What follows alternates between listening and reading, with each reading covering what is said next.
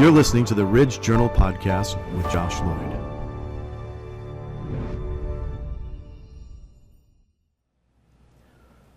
Are the kids at, they go to some sort of day campy thing? Yeah, they're at school now. Like real school? Yeah. Even your baby? Yeah. How old is she? 18, 19 months now. And she's in school? It's like a Thing. It's like a morning school. Okay. So kind of education, playing with Yeah, nursery rhymes, Geiger counters. the gospel. The gospel. You know how they do it up here in Montreat. Oh, it's in Montreat. Oh, Montreat. I was thinking Montessori. Okay. Well, it is. I guess it is a Montessori, but they call it morning school. Okay. And it's basically they have a program for 1-year-olds all the way up to 5-year-olds, and then they go to kindergarten. Okay. Cool. Yeah, Montreat morning school's great. They're And real. your older daughter is how? 6. 6. And Almost she's, 7. She's still at the same place? No, she's at the primary school, Okay. Which one? Black Mountain. Oh, like public school. Yeah. Ooh, why'd you do that? I hear it's impossible to get in learning center. We You have to saw like stand in line for 5 years. our friends, and they were like crossing the county to take their kids to some schools. Right. And I was like, I'm not driving. Well, the learning center's close. Art space is close. Yeah. I don't know. I came through, and while I'll say I was significantly bullied in high school, I find that I'm much more thick-skinned than my private school friends in adulthood. And that's something that I think the suffering was good.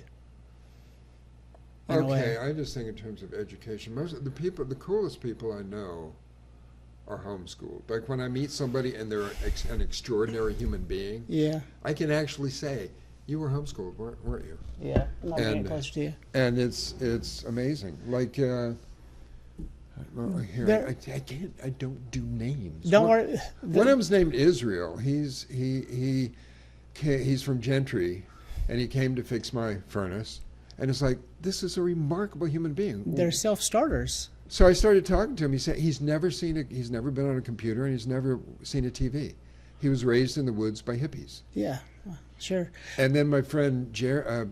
Do you know Jesse? Which was his last? Jesse, last name like Lloyd, but it's not Lloyd. That's you, Jesse Boyd. I don't know Jesse Boyd. Jesse Boyd, I met at a party, and again, it was like there was this woman, and she was extraordinary, and the way she was talking and communicating was like so real and unencumbered. So I had to find out who she was, and her parents run the Marymount Girls' School.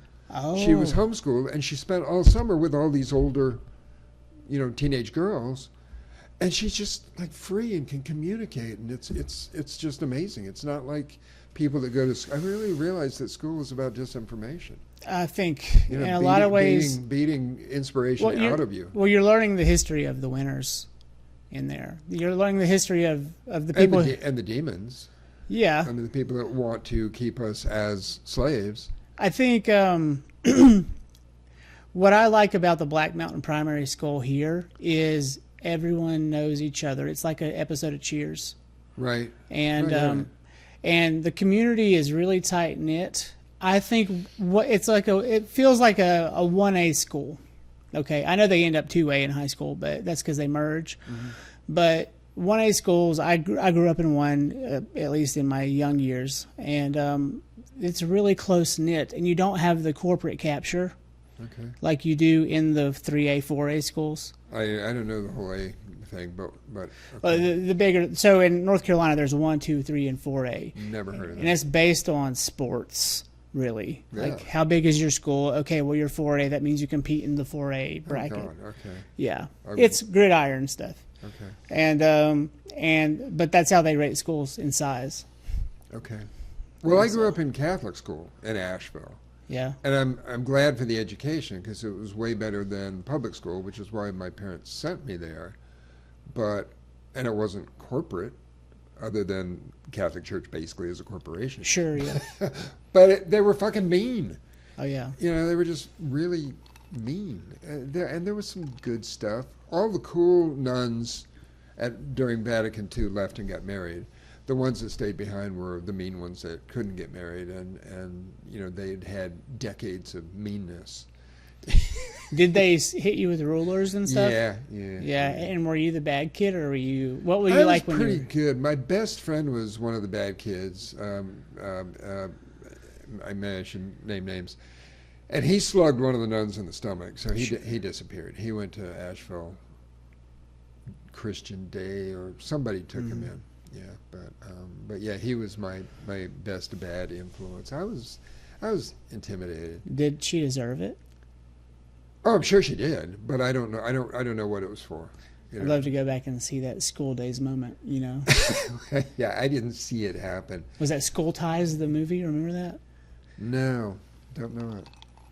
But the one teacher, that was in fourth grade, and the one teacher that I really liked in fourth grade, kind of intuitively, and he was cool and sweet and stuff, I think was extremely gay, and he got fired for being gay. So, Oh, really? yeah, but I think that's why I kind of was drawn to him. I didn't know why. Of course, I would have not had that language. But he was just He was just cool. He was trait open, right? Like he had like an You open could just mind. tell from his voice. I don't know what the principal of school found, that was Sure. wrong with him.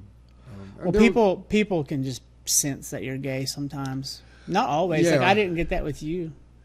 Well, I mean, it's people see what they want to see, and yeah, I've always been able to sort of scrape by, except probably in school sports. Well, I 'cause it's find like, you- don't throw the ball at me. Well, I haven't seen that side of you, and then maybe I would know Well, for I sure. learned, but- I learned to manage it. Well, I find you masculine. Yeah, but I could have gone the other direction. I mean, that's my whole contention with the gender thing. It's like, if somebody had come to me when I was 5 years old and said, "You really want to be a girl? Here's a Barbie. We're going to cut your dick off," I wouldn't have known the difference, Yeah. But I would have spent my life without a dick, and I like my dick, Yeah. So, yeah. I don't think people realize how much how nice it is to have a penis. Those decisions just shouldn't be made. Yeah. And I'm with J.K. Rowling. Yes, no, you're either a. It's complicated because there are people that are both, and everybody is both to some extent. Yeah. It's like I was talking with John about this last night on Maui. I had two friends that were bearded lesbians. We just called them bearded lesbians. They weren't transsexuals. They didn't want to be. They both had full beards or full goatees. One had hairy chest in between her tits. And they were always at the nude beach. And they were clearly women and had sort of moderate hips. One was an ex-Marine. And they were it was conflict for me because they were hot. They were hot and they had were beards. hot, but they didn't have the junk I wanted. But but there was like this sex appeal because they weren't exuding estrogen in any way. And it's like, Did you approach them? Were you like, "Hey, what's up?" well, I got to be friends with both of them. I mean, you don't find bearded lesbians every day. No, so we connected. We were at a party once, or I was at a party once, and they were invited, and the hostess, who's a comedian, just said, "Oh dear, our bearded lesbians aren't here yet." It was cute. Anyway, How long were you in Maui? 12 years. You say you lived in Maui for 12 years. And what time of your life was this? Was this in your 20s, 30s? It was recent. I moved here from Maui. Oh, really? So it was 12 years ago. Oh, wow. So during the what was it? Whether the Mayan calendar ended and you were in Maui. I got there for Y2K. I got it because I was sure that was the end of the world. So, forget the Mayan calendar. That was another thing. But Sure. yeah, it was Y2K. Yeah. And I really wanted the world to end, and it didn't, damn it. But, I wanted to be on Maui. Because it was sure. like, I don't want to be someplace where there's no heat. Well, there's an abundance of food. You're Yeah, alone. No one's yeah. going to come for miles and miles and come Well, get you. no, I was not alone. No, but at that point, I was surrounded. I was kind of in the hood. Of Maui. But everybody's got banana trees in their yard and Yeah. guavas and. You're going to things. survive. Yeah, Yeah. yeah, and the locals all hunt wild boar and deer, and people there know how to get food. How much did your diet change? Prior to Walmart coming to the island, then all of a sudden everything just died. The locals all live at Walmart. How did your diet change from when you lived in Maui to here? Did it change at all? Did you have to Oh change yeah, it? because there's no tropical fruit. So what'd you do? How did you? Well, I grew up in Asheville. Well, you have a really healthy habit about you. I can tell. Yeah. You're in great shape. Yeah, considering I'm a sugar junkie and I have a cocktail every evening, and I am addicted to coffee currently, which I'm trying to stop. Well, that was my problem this morning, I think. Yeah. Oh yeah. I mean, once you're hooked, it's like it's either too little, too. It's like doing cocaine. It's like, did I do enough? Do I need more? You know, until I need a little more. I need a little more, and then it's like, oh shit, I did too much. Well, they're cousins, right? Sort of. They're it's not dissimilar. And Yeah. when you see somebody that's like jacked up, it's like, yeah, I get this. You Yeah. know. I mean, what's the crank? What's the speed called? Meth. I mean that too. Though that's a really dark road. I only know the back end of that with the prescribed Adderall stuff, and that's meth, basically. Is it really? It's an amphetamine. Okay. Someone said that the Ambien was actually Quaalude. Yeah. And I said, no, if it was Quaalude, I would be doing it. Well, they sort of just they take the fun stuff out of it. well, they evolved the drug, Right. sort of, which is good and bad, I think, because like a properly devolved drug is just cannabis, right? Like just weed. Yeah. And, and Coca-Cola, they kept the cocaine in it, but they made it less obvious or something. They denatured it or something. So the addictive part is there, but it's not as much fun as it would have been with, in its original cocaine form. Yeah. So, yeah, tricksy. They're always tricksy. Yeah. Are we actually recording? Yes. Oh, Thanks I for didn't- getting me a check. I didn't always know that. forget. Am I supposed to do it? Where do you want me? Like If sitting up you normally? lean back, take it with you. It's like a hot beverage. Keep it with you at all times. But I'm not like that. I mean, your voice isn't that projecting, so I'm not so worried if you do. But yeah, the closer you get, the louder you are. It's not like the mic test at These mics are actually really great at for White Horse. Anybody there? Yeah, I don't know, but these mics are great and they're really affordable. And Cool. so I've been using them for 2 years. Haven't had a problem yet. Cool. Yeah. So Don't introduce them to my iMac. They would bite the true death, probably. like everything else in my life. So you're in Maui. Tell me about your childhood, though. Where did you grow up? Asheville. You grew up in Asheville. I'm born and raised. Born and On raised. Sunset Mountain. What else? Like, what was your adolescence like growing up here, outside of the Catholic It's school? fucking hideous. It was rough back then. Well, I went to Catholic school. I mean, kids were mean. What part of town were you in? Well, I was on Sunset Mountain, which is Bowcatcher. Okay. We were actually in the crotch between Bowcatcher and Sunset Mountain, Okay. which is called Vance Gap. Yeah. Actually, I was born in a little house behind the Grove Park Inn, Okay. but at some point we built a new house up on the mountain. Spectacular view. But there were no friends that I could walk to. No. Well, that's how it is out here with my kids can't. Okay. I mean, they can actually, I guess, if they get used to walking about 3/4 of a mile, there's tons of kids in the neighborhood over there. Okay. And so I see the kids that are like kind of like they're adolescent, like 12, 13, riding their bikes, and they're all over the Penland Cove area. They go all the way to the reservoir, back up to the church. Right. Well, riding a bike up there is tough because it was steep. Well, like your driveway, I guess. Yeah. Well, it keeps you young. Or dead. Yeah. Eventually it was like a new development, so eventually some other people moved in the hood, and I did have people I could walk to, so. But, the house was great, the property was great. I spent lots of time outside in the woods, which I think is spiritually what I was supposed to do. Yeah. So I was chatting with fairies and newts and frogs and snakes, and that part was terrific. And writing poetry. I mean, that's what I did. I put my first book together in second grade. And then, we went to Gibbons Hall School for Boys, and it was fucking brutal. I hated it. Why? Well, maybe you would have been better off in public school.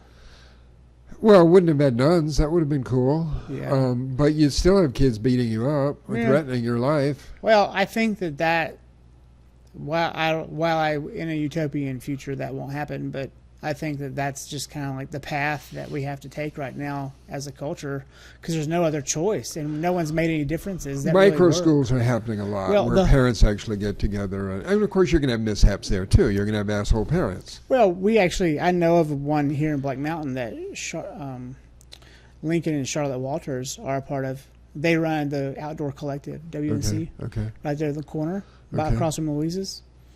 Okay. Yeah, and they have I don't know if it's like 5 or 6 kids or even bigger than that, but they Right. meet and they go to different houses, and I think it's really appealing. I might have met this. I went to a Christmas party someplace on Blue Ridge Road, Yeah, and really nice people, lots of cool, great people, and tons of kids, and the kids all were behaving like humans. They were like talking to the adults. I mean, they were being crazy and running, crazy because they were eating, they were getting sugar piled down their throats because it was a potluck, which is to be expected. But they all were like humans. None of them were like sitting in the corner wetting their pants. It was quite amazing. well, it's a conflict in our house. My wife and I could see our kids being homeschooled, but my wife is like, I don't have the time. I work. No, I get it. And I'm like, well, I'm home more than you are. And she's like, I don't trust you to teach them anything. And I'm like, I get it. But like, if there is a network in town, That's the thing. and so for me, like the big thing is like when she was in kindergarten, I was so nervous about her getting shot to death by In a public school. in a public Sure, school. I know, sure. And I'm in there like looking around, and I'm like, this is an open air area. People could just come in and shoot from the street if they Right, wanted to. right. And I'm Or like, kidnap them, which is worse. the other day, my daughter ran around the backside of the car while I was putting my young one in, Right. and there was just some like creepo sitting in like a tinted out Mustang right there, Right. and she was like jumping and playing in the water right next to his door. Right. I'm like, and if I were like busy putting the other one in, and then all of a sudden this car peels out. Yeah. No, I know. And so I was like, hey, you can't do this. And like Right. I set her down, explained the danger, and she didn't understand. And I was like, you don't know who that person It's is. hard to explain. And you don't want them to grow up paranoid. No, but you don't want them to grow up naive. Stupid. Yeah. I'm like, you can't do stupid things like this and put yourself in harm's way. Look Right, around your right, surroundings. right. Who's over here? Why Right. are they here? What's Yeah. their purpose? I have someone I got to know on Paget Town when I was still living on Paget Town. Beautiful And property. The guys, Your beautiful property. Beautiful property. Still is, kind of, but she cut down some trees, man. But right down the street is a guy, he's a carpenter, really nice guy. Looked at my house, was maybe going to do some work for me. And he's got 2 daughters like you, gorgeous, beautiful, blonde, Wow. gorgeous kids. And the young one sets up a booth all the time at the end of the driveway selling her artwork. I mean, she's like that high. That's She's awesome. like 3, and she's selling like rocks that she painted to look like strawberries and crap like that. It's cute as shit. Yeah. He's not, I mean, he's like in the house doing stuff. And I'm like, she's right on the street.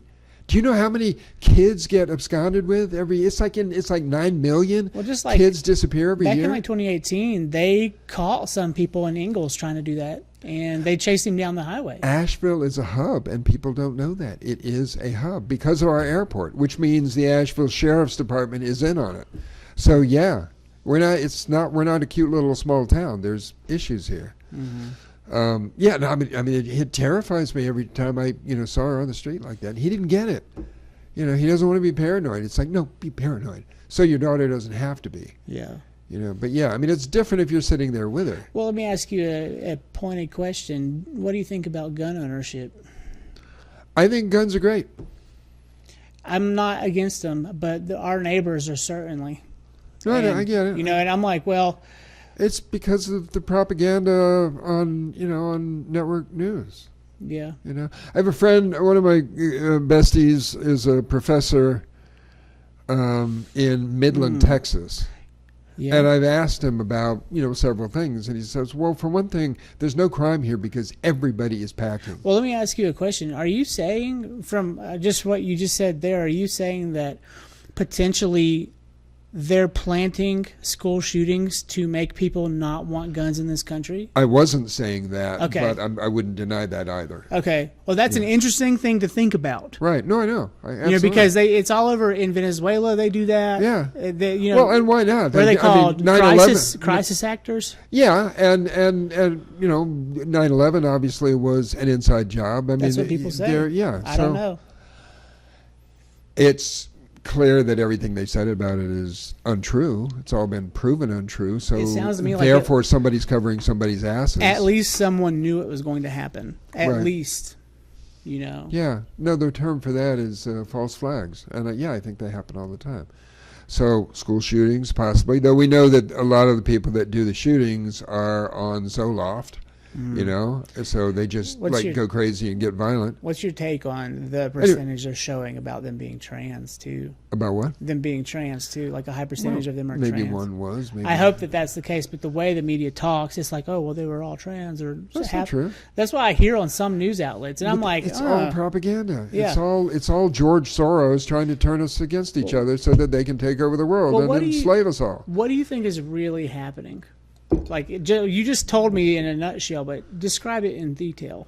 First, let me finish the thought about Texas. So Midland, Texas, there's a couple of things going on in Midland, Texas. One is they have tons of money because it's the oil capital of the country. Yeah. But the issue, he said, why there's no crime, even among immigrants, is because everybody's packing. Everybody knows everybody's packing. There's open carry, but you don't even have to have open carry. You can have concealed carry. So it's just understood that in any situation, everybody around you's got a gun. So who's going to, rob the candy store? Yeah. You just don't do it. Yeah. And I get that point. I get it. And people that want to do bad things can get guns. Come on. They always will have guns. Guns will always exist. Yeah, they're not going away. You take them away, you're taking them away from the people that are law-abiding citizens. Guns are one of those tools that hold up really well for decades and decades. Well, now you can print your own. But that's what I'm getting to is how many guns are made a year? And then we're just stockpiling all of these guns on top of 100-year-old guns that still work. Yeah. And so all these automatic rifles, they all still exist unless they're destroyed in an explosion. And you can print them on a 3D printer. Yeah. Go figure. How many guns are in the whole world, do you think? Billions? Billions. Way more than could ever get used. It's like how many nuclear bombs are in the world. It's 3 of them would end the planet. But there's enough to bring down the whole solar system, which is why the ETs keep an eye on us, because they're not going to let us do that. What do you think about them going public with the ET stuff these days? I thought you were going to say the Miami Mall, because 2 of them just showed up in the Miami Mall. And I don't know about it. They showed up and they overtly showed themselves for some moment. Simultaneously, 2 similar ETs just showed up in Brazil. And again, they knew they were being photographed. So times are changing. Do you think that they're us too? Do you think that we have them? Well, I think we have them in our genetic structure. Well, I don't. I was just talking about their hardware. We're using the same technology. Oh, of course. That's where computers came from. It came really fast, didn't it? Yeah. Yeah. No, that's all stuff that we've been given. Isn't it funny how fast it became a thing?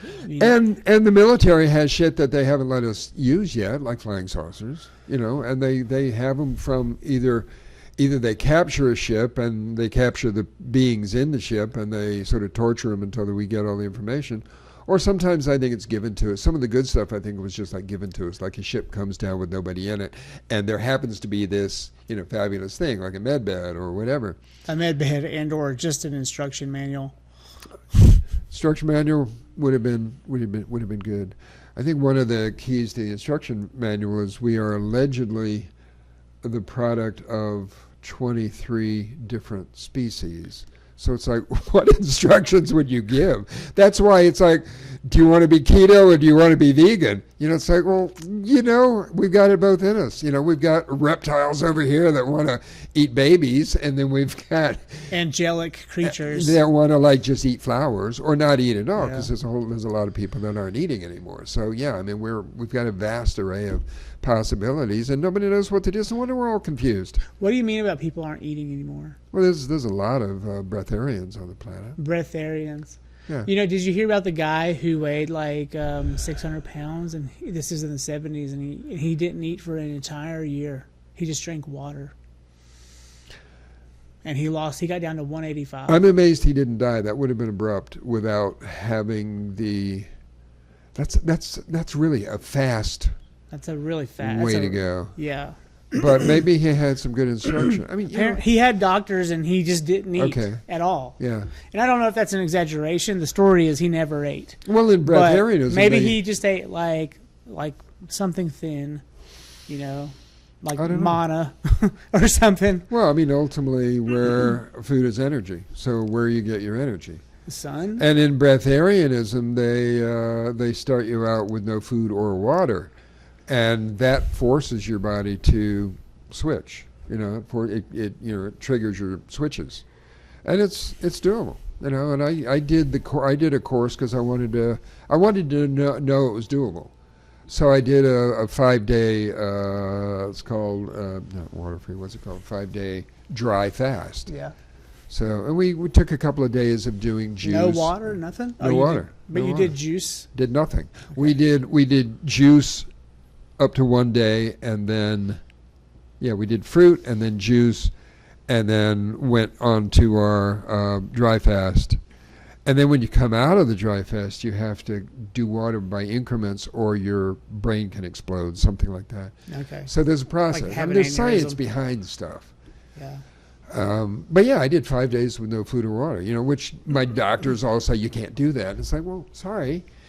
You know, it felt great other than the dryness in my mouth. And we were in this deluxe, you know, I don't know, 5-star, fabulous hotel out in the middle of the desert in Peru, and there was an Olympic swimming pool on the roof of the building. Wow. And it was just gorgeous. So you're out, you know, with the mountains and the sun and the river going by and all this stuff, swimming, you know. So I was in the water, which felt great, but my mouth was drier than shit. I mean, it just felt like. I'm sure you rinsed it out a few times in the pool. We were allowed to actually swizzle water. But the problem with swizzling water is you immediately were really dissatisfied, you know. So it was almost more painful to do that. Like you swish the water, spit it out.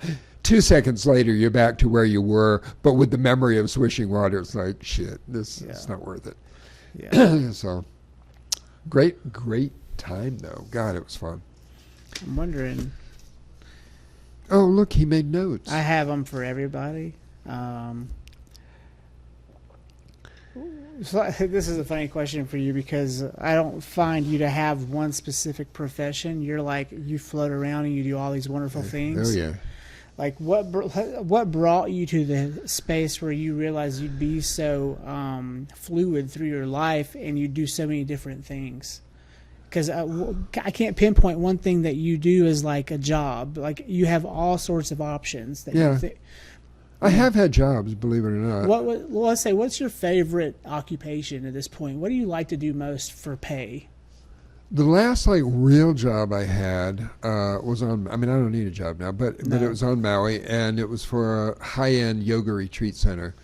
And every day I was cooking for 30 to 50 people. Oh wow! And I loved it. Yeah. A, I'm a great cook. B, we had amazing things to work with because it was like in the jungle of Maui, you know, so incredible fruits and vegetables. Fish.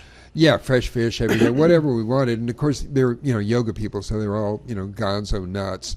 So they, you know, half of them were vegan, vegetarian, blah, blah, blah. We rarely did meat, but we did do fish if they requested it. Otherwise, it was mostly vegetarian. Sure. So, but feeding people and cooking in that quantity was fun. And I had chefs under me, so I had help with the prep. Really fun, and this beautiful, really well put together kitchen, and the dining room was open air. Though the most fun were we would occasionally get groups of belly dancers, and they just wanted cheese and butter. Why? You know, just they, you know, they're you know, sattvic females, and it's like, you know, they loved their bodies, you know, and then we would get to go watch them dance at night, and it was just sexy and fun, you know. And then they rented a yacht and took us all out on the yacht with them, and they were great, you know. So I could make because I was a pastry chef in West Hollywood at one point for a period of time. So I make really good cheesecakes and cookies and stuff, which you can't do it for yogis, but for these ladies, it's like, yeah, chocolate, everything, Yeah. So it was fun. But feeding people is just great. It's great having them go, wow, this is the best something or other I've ever had, because I was good at making fake food too. What do you mean fake food? Well, meaning for the vegans, Oh. I made, I would make a tray of lasagna with cheese and a tray of lasagna with cheese that I was making out of cashews. And the vegan lasagna actually was better. It was good. I can see how tasteless cashews are and how you could manipulate But they're them. greasy, they're oily. And When you get them down into a paste, I guess you can get. Do you cook them then? Do you put them in heat? No, I cooked them once I put them in the lasagna. I cooked So the you lasagna. put them on top and then they Or settle? layered, yeah. And then they cook into it. But the great thing about those as opposed to almonds never break down. Plus, not really good for you anyway for various reasons. Not? But the cashews are just the nature of the fat and the structure of the nut. Actually, they're not a nut. They're something else. They dissolve beautifully. And Is it a legume? What do they call them? Lagoon? I don't know if they're a legume or so. I forget. Or it's almost like they're a fruit or something else. And they're Well, they don't have a seed, do they? I don't know if they are the seed. They come with fruit at the end of them, so it's like they're kind of part of the structure of the fruit. What's the fruit? It's cashew fruit. What's that look like? I don't know. I've only had it dried. Most people don't bother with It's it. like a date, kinda? It's good. It's fruitier than a date. Really? Fruitier tasting. It's not just pure sweet. And it's all related to poison ivy, which is kind of an interesting thing. It's in the poison ivy family. So people that pick the fruit and husk it have to wear gloves because it's poisonous, the outside area. Anyway, point is, they blend up beautifully with some olive oil, garlic, and turmeric to make it pretty. And it makes this beautiful, lush, cheese-like substance that's really, as opposed to people that make horrible crap fake food out of tofu. Well, I never use tofu. See, yeah. Never had tofu in my kitchen. If I wanted meat, then I would crumble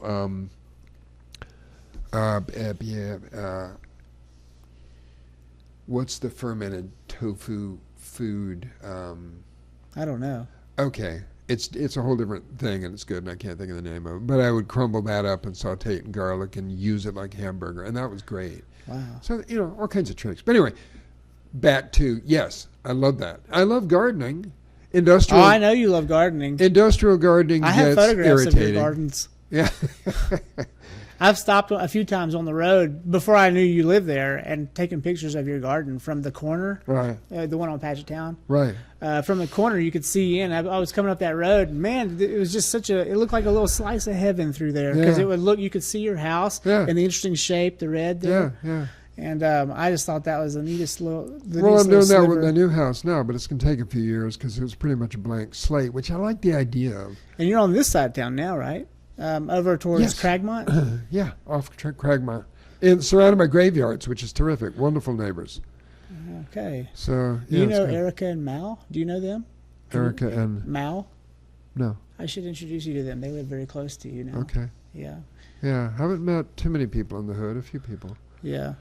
And I'm good friends with Libba and Tom, who are between you and me. Oh, okay. And yeah, I mean, I love the area. I looked when I sold the other place. I looked in Floyd. I was interested in Floyd. I went a little further out. Where's Floyd? Floyd is the kind of hip Asheville-like town north of the border in Virginia, so Okay. northern central. Didn't love it. I went to Mount Airy. Boy, is that depressing. I like the sound of Mount Airy.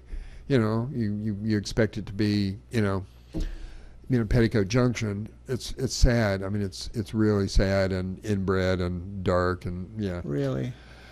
Brevard, I like the idea of. I never saw it. I just never found anything in Brevard. I love Brevard because of the weather. Brevard has a very interesting potential, and it's the Porsche clubs go through there every year, and it's a stop on the list for them. Yeah. And I think it's because the streets in the downtown district are very broad and open. Okay. And And there's a nice antiquated quality. And then There's kind of a darkness there too. I don't know what that is. well, but then also like Steve Martin's from there, and he brought a lot of attention to Brevard. I didn't know he was from there. I guess I didn't know. Yeah. Rumor has it he still lives there. I don't know. Okay. Or has a home there. But Roberta Flack was born in Brevard, though she moved to Black Mountain. And then she moved away very young. Right. And so we claim her, but Exactly. yeah. And Mom's Mabley. Mom's Mabley is Brevard, Okay. definitively. But you're too young to know who Mom's Mabley I is. am.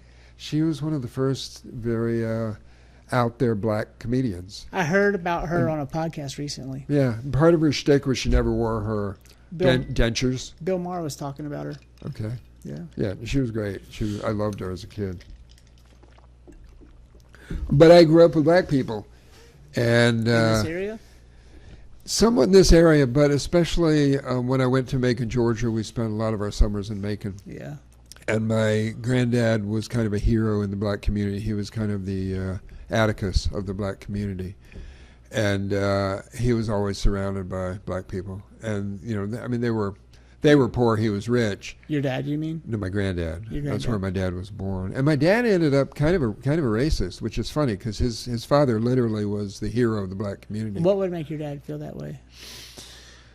Maybe because his dad was so busy with the community that, and then of course, again, my dad grew up in public school. He might have resented his father for spending so much time And there. for being the hero, he might have gotten ribbed well. for the fact that his father was the Atticus of the community. Well, my dad was a high school football coach, and he would take underprivileged youth, and a good percentage of them are Hispanic and or Right. African American, Right. and he would take them to football tryouts at Grambling or whatever college, and he would do it all the time. And when he died, in 2014, everyone came to his funeral, and it Okay. was at Newton Conover High School, Right, and there 300 people were there. right. And we had an open forum for the funeral because that's how we prefer it. It's like if you want to speak about this person, come talk. Sure. Not just like the parents talk or the kids talk. Just Yeah. everybody gets a chance to say what they want to say about this person. Right. And the whole congregation of people got up and spoke. Yeah. They told stories about how he took them to this school and he got him a scholarship, or how he tried and they got caught smoking pot. They told all the stories Yeah, about yeah. how they failed to live up to what he was trying to do for them. Right. And that was touching, but my mom was mad he was gone all the time. I was mad he was gone all the time. Sure. From the family's perspective, Well, I get it. you can see how you can resent the other people, but Yeah. Well, actually, Granddad ran this massive, brilliant institution, and he lived in the middle of it. So he was there all the time. But still, Dad he just grew up the way he grew up. However that was. But yeah, this massive institute was like this huge pie. Granddad lived in the middle. He was also the mayor of Macon for some time. Oh. But like in these slices of pie, there was like an old folks home, an orphanage, crazy, retarded people. We don't use that word anymore. Animals, slaughterhouse, pecan orchards, gardens, an entire world. It was one of those like brilliant things that really, really, really worked until Reagan got in office and killed But all was of that a shit. planned community? Yeah, it was something for the city of, I don't know if it was city or state or both, but it was one of those things that Reagan shut down, like something that really worked. And So- all this stuff has to be privatized. Well, it probably looked socialist, I guess. Exactly. Yeah. Yeah. Yeah. Yeah. It was like a commune. Well, how do we create this hybrid capitalist model that's both socialist and capitalist and treats everyone the way we need to be treated? Well, I think fuck capitalism. I don't believe in it, but I don't believe in socialism either. Yeah, and so you have We to find need something brand new. So you're saying brand new, not a blend of the two things. Well, there's got to be a transition period. Yeah. You but know, what does where we're still using money, but I think we're heading to a golden age where we won't be using money anymore. Well, and they're trying to demonize it now. And Well, of course. and they're calling it That's how you know it's legitimate. well, a central. Well, it's not that it's just legit. It's that it's happening. But they're creating a centralized currency, and everyone's like, They're well, then, trying to. But then they're going to try to tell you that you can't use your money if you have a podcast and talk about the government. Right. Well, that's the whole Orwellian Do you, concept. do you think that'll happen? No. What do you think will happen instead? I think the whole system is going to come down, How? crash. Well, it's about to. The economy's gone. Every country on the planet's But broke. what does that look like? Does it look like another depression, or does it look like? No, beyond that, it's going to be. I think it's going to be messy for all the ETs and people that I listen to say it's going to be messy for the first number of months of this year, but by halfway through the year, the golden age is going to start showing up, like faster than they thought it was going to. And when you what is the golden age? What does that look like for you? It's complicated, and I'm not one to explain it, but where people actually start behaving like human beings and not slaves. And okay, Because right now our entire society is built on poverty consciousness. Mm-hmm. Everybody, especially the rich people, and I've been with the richest Yeah. people on the planet. well, they're the ones Trust who are me, they most stricken with their budgets. You're like you meet someone who's they're rich, they're not wealthy, and they come here with a mindset of I'm going to hire people to do these things. Right. But then they get into that situation and they see how quickly they have to give themselves and much more of themselves Right. than the money they have, Right. and how much time it takes, and then how quickly their reserve money starts to plummet once they begin making these things happen in the area. And you go out to eat, and they want to split the bill. It's like, fuck it, I'll pay for it. Well, I don't know about that. I haven't gone out to eat with these people, but Well, like in Hollywood, I was besties with 3 billionaires, 3 of the most powerful people in town, wow. and you would think they would all be comfortable with what. I mean, they enjoyed the fact that they would sit around and talk about. I wonder what the little people are doing. They would joke about it, but every year they bested themselves against each other when Forbes came out of the list. Like, who's the richest person in Hollywood? And if it wasn't one of them, then they would have to. It's like, okay, well then I'm going to become the vice president of Coca-Cola, also, on top of being the president of Paramount and the president of Gulf and Western, and blah blah blah. If they're in Asheville, I've been to their house. If what? If you're talking about the same person, I've been to the house of who owns. They're like a stakeholder in Coca-Cola. They live in Biltmore. No, I'm talking about other people. But my first sort of Hollywood boyfriend mogul was vice president of Coke. Okay. But he also was well, if I start talking about what he did, then you'll know who he is. But he invented half the stars in Hollywood. Well, we could just read one of your books to find out. Is that right? Exactly. Well, no. Which book is this that you do the tell-all in? Well, that's the autobiography, but I actually was bullied into changing The a names? couple of the names. That's okay. I didn't change Dolly's name because it's like starts becoming meaningless when you change the name of somebody that's that famous. But she Yeah. did sue me. But that was part of the PR. Mm-hmm. So Did you settle it? Oh yeah. Yeah. Well, it was going to come out on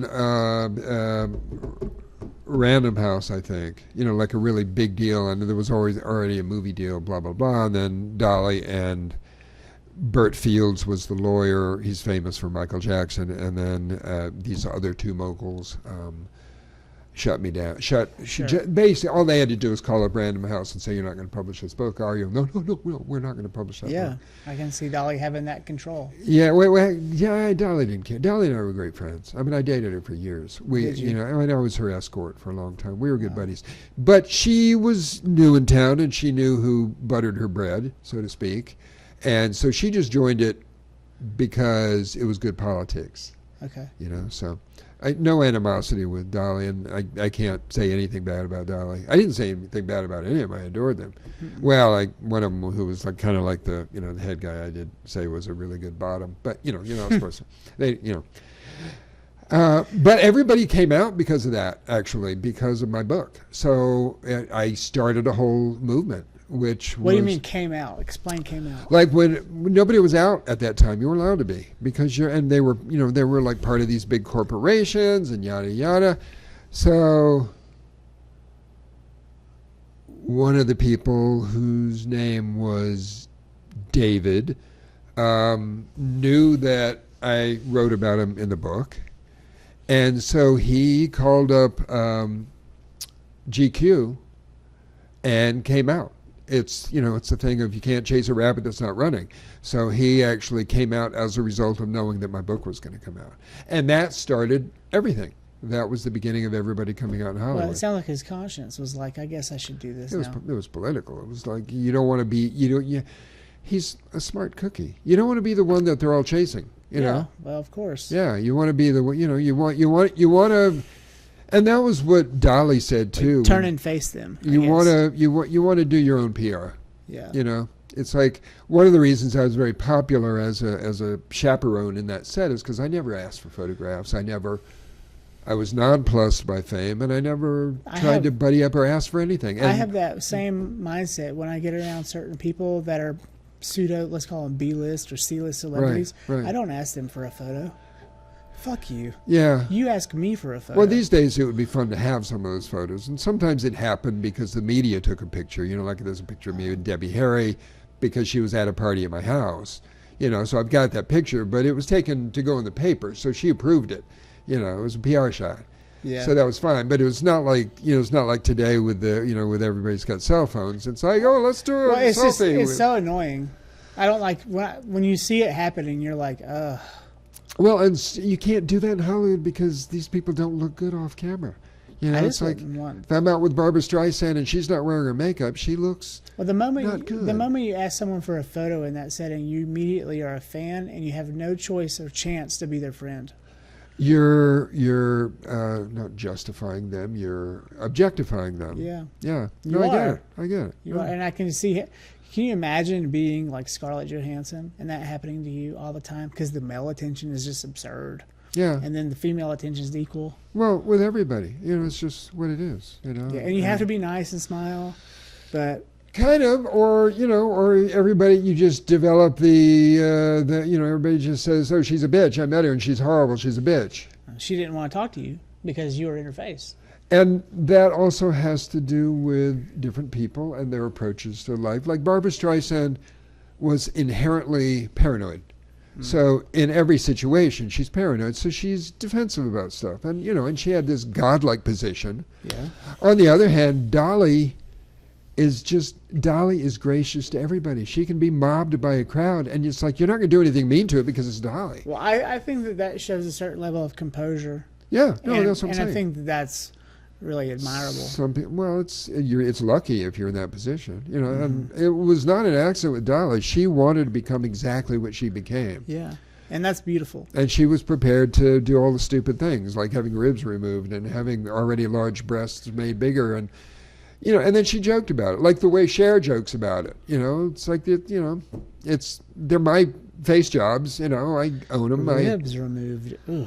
Yeah, she had 2 lower ribs. She wanted that wasp waist thing. Sure. Oh man, that's a lot of. But she worked it into her own. She walked it into her shtick, the way Joan Rivers did. Also, she made jokes about facelifts. It's morbid.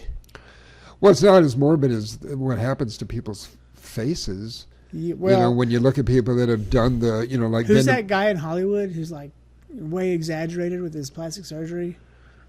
There's many, I don't know. But yeah, when you go to the doctor that did Michael Jackson, you would think you would know better. It's like, don't do that. He's the guy who did Michael Jackson's nose. Yeah. Oh. No, thanks. Anyway. Yeah. Just avoid it. I know, it's true. How did you come out of Hollywood so unscathed? I left. Part of it was Hollywood. I mean, I really left because of AIDS. Sure. It was like I was tired of going to hospitals, and tired of watching my friends die, and tired of the, the whole, so much the bullshit around it, just like with COVID. I mean, just so much stupid misinformation and paranoia and ridiculousness. I couldn't take it. And then I'd seen everything in Hollywood, and I started getting into heavy mystical stuff. And that was more interesting to me. It's like, okay, I did, I hung out and did whatever with, Jack Nicholson and Streisand and, painted the town with Jimmy Buffett and, on and on and on.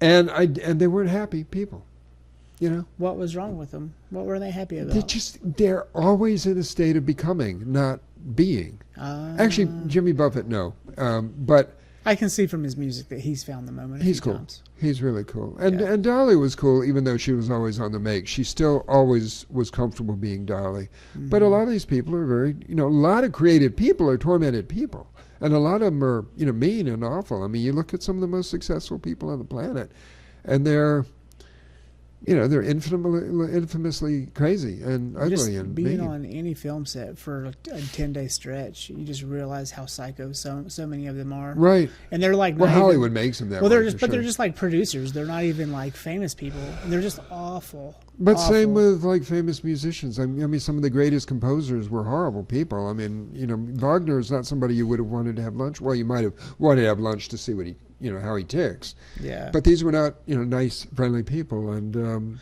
it's true of many contemporaries. And Do you have to be a friendly person and someone that everyone can get along with to be a good person?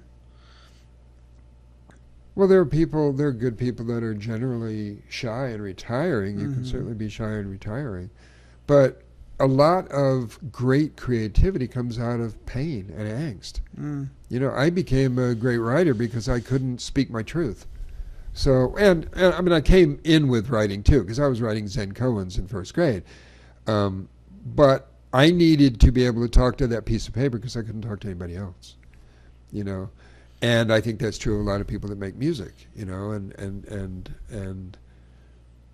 act and all kinds of stuff.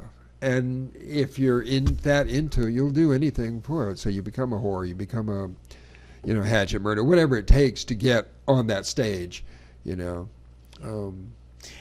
it's a shame. You look at people that are like immensely successful and worth billions of dollars, and you think, why are you you don't have to be that guy anymore. I'm going to ask a weird question.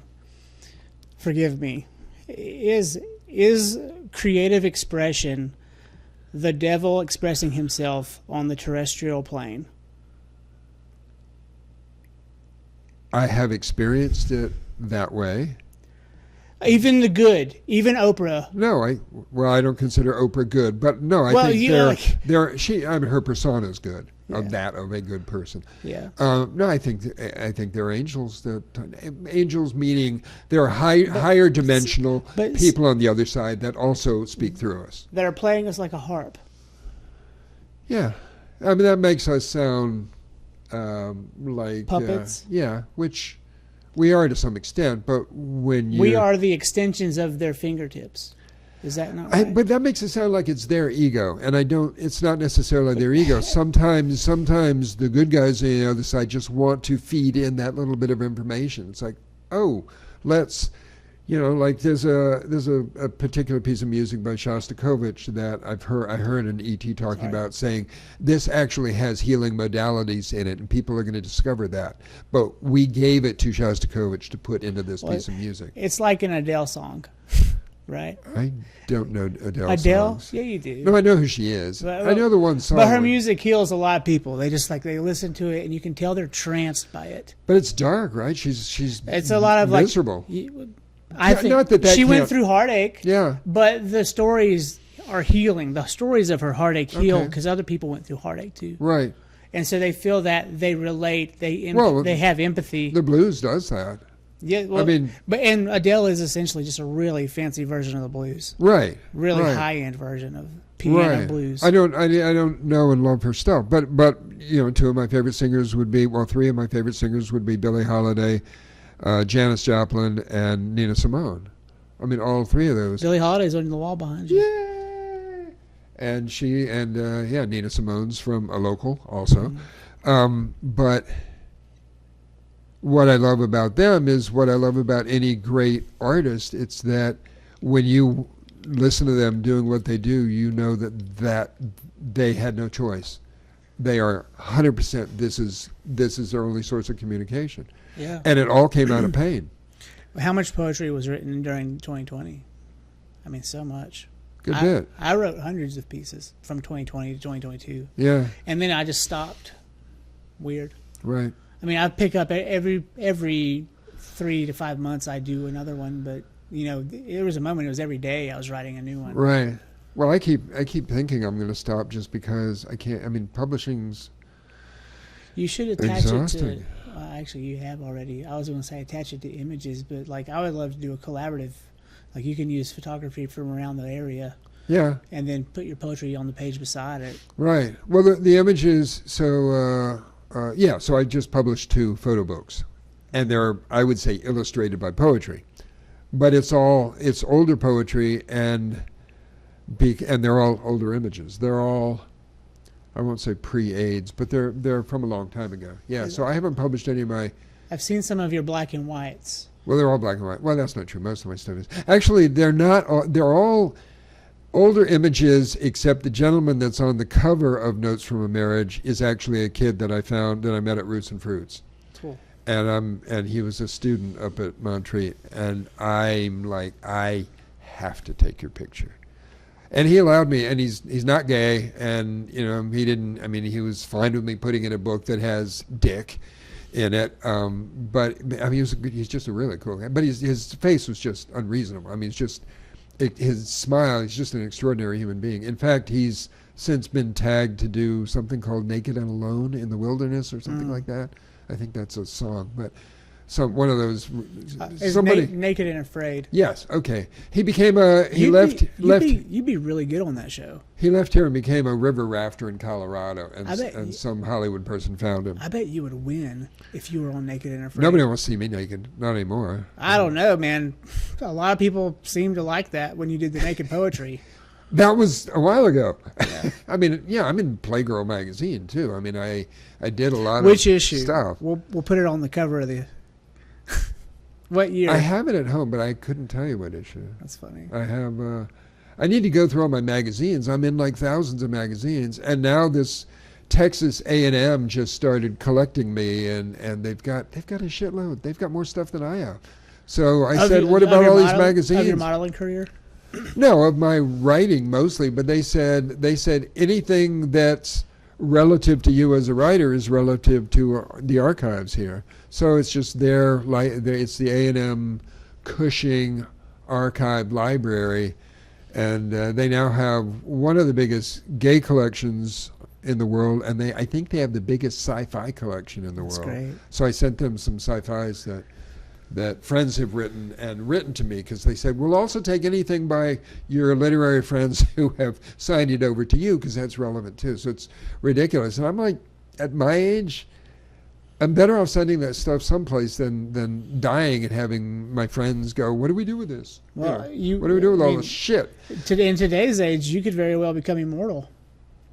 Just the 3 hours on this podcast AI will have 300% more than it needs to recreate you from this show. To like make me an AI? To turn you into a computer character, yeah. Okay. Good. One day, maybe we can sit down and talk with the greats. Somebody wants to do, I forget what it's called. They make like a Bitcoin-like thing out of images of you, kind of. Oh, they're stamping out NFTs. NFT, yeah. So he's got a whole collection of my NFTs, some of which are audio. So like it all came out when I talked about because I have James Earl Jones reading my poetry. So I've got these little sound bites of Darth Vader reading my shit, which is pretty impressive. I heard about that. So yeah, those would be included along with some of my artwork, some of my photographs of me. All this sort of, you create a whole body that then people. But you imbue it to the world when you die. It becomes part of the history of the world. And if the Library of Alexandria becomes digital, and it has, all of a sudden, 1,000 years from now, they can pull from the 2000s, the 2010s. They can find poets from 2020. Right. And who are the best poets from this era? Right. What happened here? And then they can dive in. There's millions of them. Right. Yeah. Per era. Yeah. And so, that's, it's no different than the books that we put in the physical library. Right. Eventually they'll be digital, they'll be video, they'll be... A lot of it has to do with quantity, like having enough quantity out there that you actually become a thing. But I've got the quantity. I wanted my daughters to know me just in case I kick it. And that was because the COVID thing started. I was like, well, I want to document myself and my friends. Yeah. And I want everyone to remember us if we go. And I started interviewing older people too. no offense to older people, but having our elders in to speak is important. No, I agree. You know, we've always done that. Like, I don't mean to pigeonhole or pick them out. Right. I'm just saying, like, we need to speak to our elders now. Yeah. Now, like, don't wait. Yeah, and in my book are some of those people, And, so, yeah, and you're now becoming one of those people. and I'm one of those people, and people are talking to me like I'm an elder, and it's like, They're waiting. well, I'm only in my 70th year. Yeah. Are you 70? No, I'm 69, but that's for the 70th year. I see, yes. Because you count conception. Because Right? what? You count conception, don't you? Conception on is your first year, but you're not 1 year old until at the end of that year. Yeah. Yeah. Yeah. So. That's interesting. Let's crack these cookies, yeah? Yes, I could use something because I'm coffeeed out. I'll let you do the honors. They're going to spill crumbs around. Do you want to put them on a piece of paper or something? You're welcome to... You know Ruth Pittard? Who? Ruth Pittard, the love lady? Pitter? Pittard? Uh-uh. Yeah. She wrote me that, and she wanted me to keep it on the desk, just in case. Okay. There we go. Yeah. These are Dewey's Bakery Signature Collection Meyer Lemon Moravian Cookie Thins. Yeah. I grew up on North Carolina School of the Arts. I grew up on Moravian cookies, so. Did you go to the School of the Arts? Yeah. That was high school. That was your high school? Yeah, which is right next to the Moravian Village. So the cookie factory was down the street. In Asheville? No, in Winston-Salem. Yeah. I got accepted there, but didn't go. I wonder now if I should have, but I got the education I asked for. So I can tell you, was I happy with it at UNC Greensboro? Probably not. But Did you do technical? I went to film school. Film school. That's right. Yeah. And it was fine, but it could have been better. Did I you wasn't work- happy with the graduate students that were over me. They were stupid. Okay. Yeah. Well, But then also there was like a smugness to the administration that I just couldn't understand. They yeah, were so but- full of themselves. and it's certainly not UCLA. No, I was like, you're like 17th in the country. That's what you claim, but you're probably more like 53rd. You know? And we're dealing with what are we doing here? The facilities were okay, but I found myself, I'm a photographer, videographer. And so as that makes me a hybrid model as film students go. And so I spent all my time up in the photography and design lab because I really wanted to learn how to use programs and edit.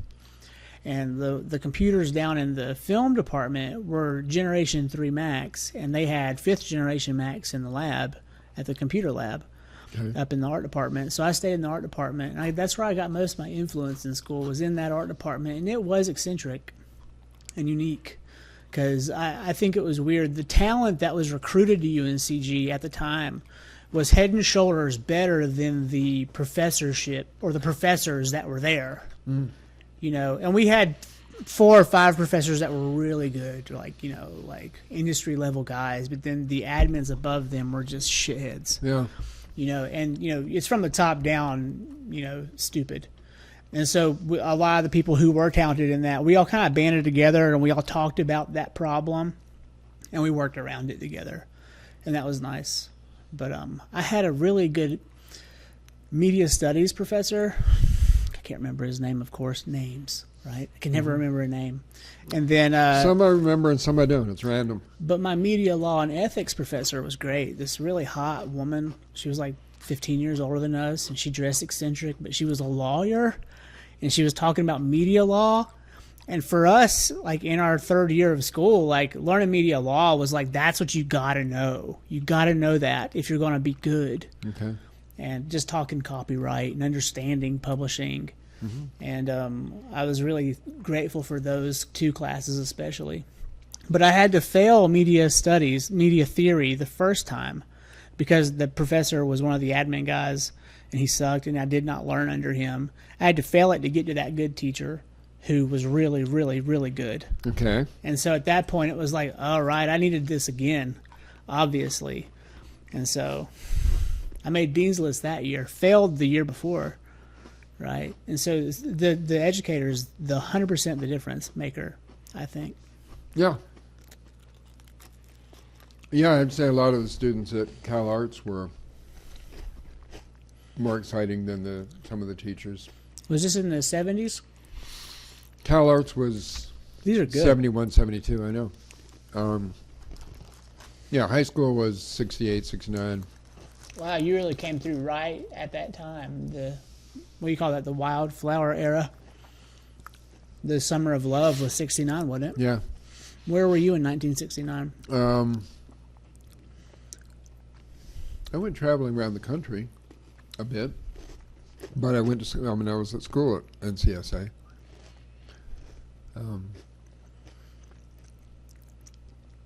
Are we on? Yeah.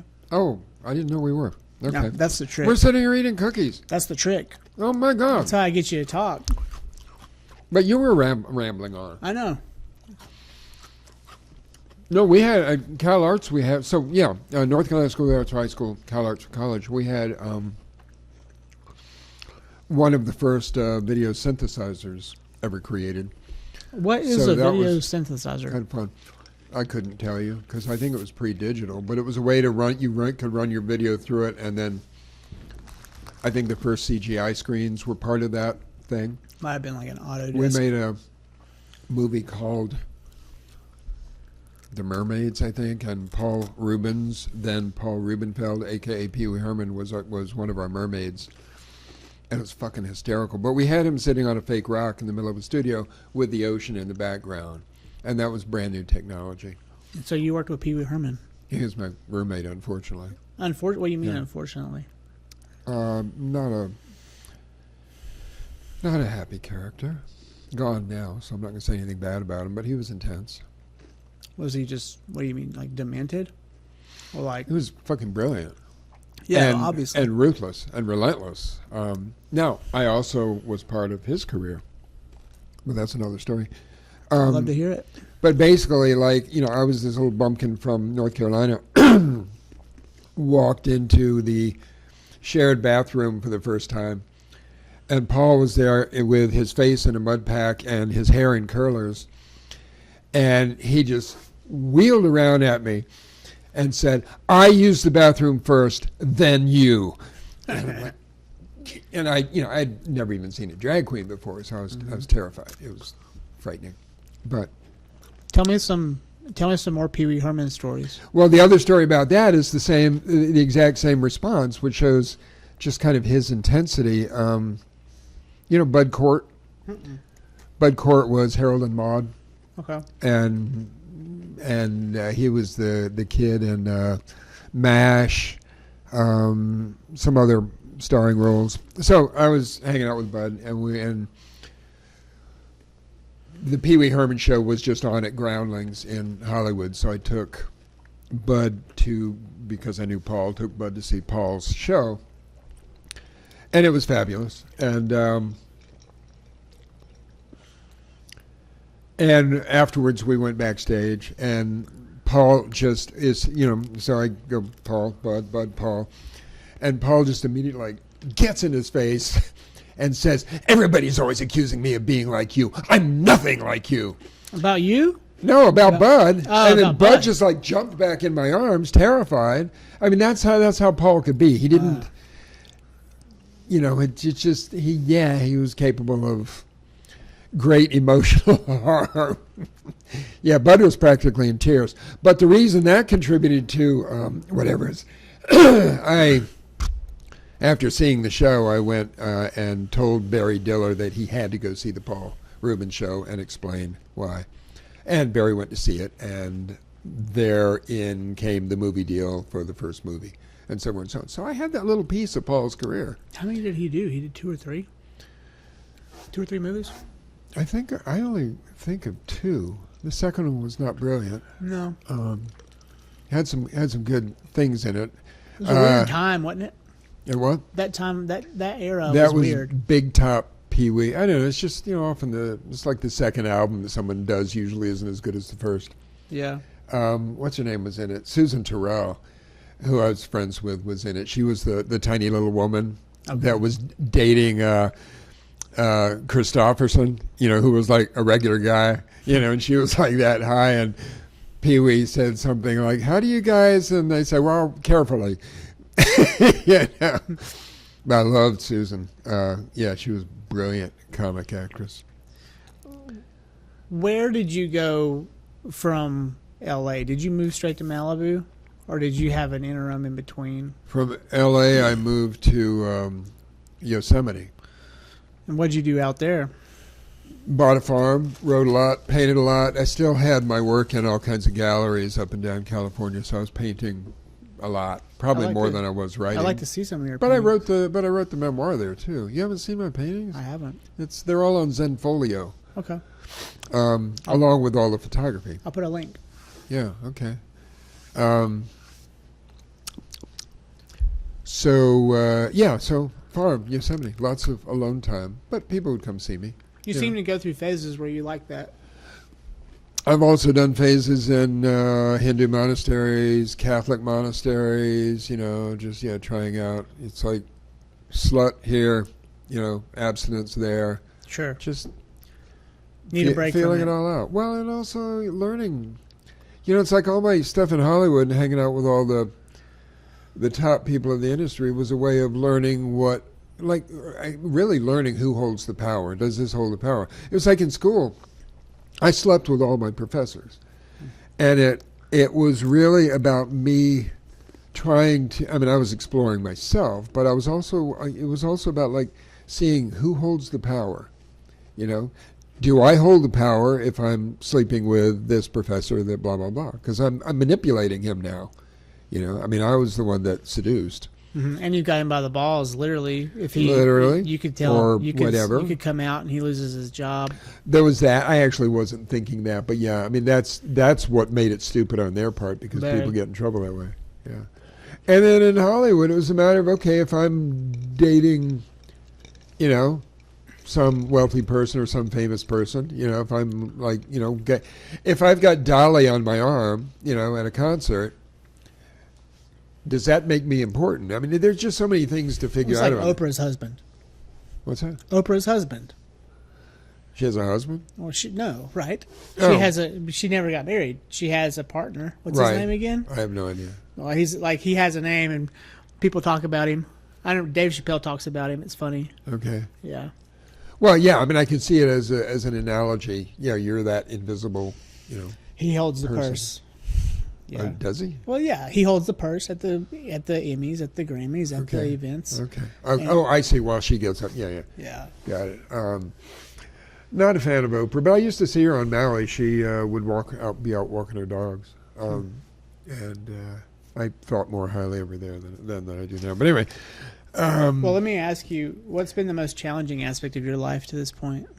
Well, AIDS was pretty intense. And this was what, the 90s, roughly? Well, it's ongoing.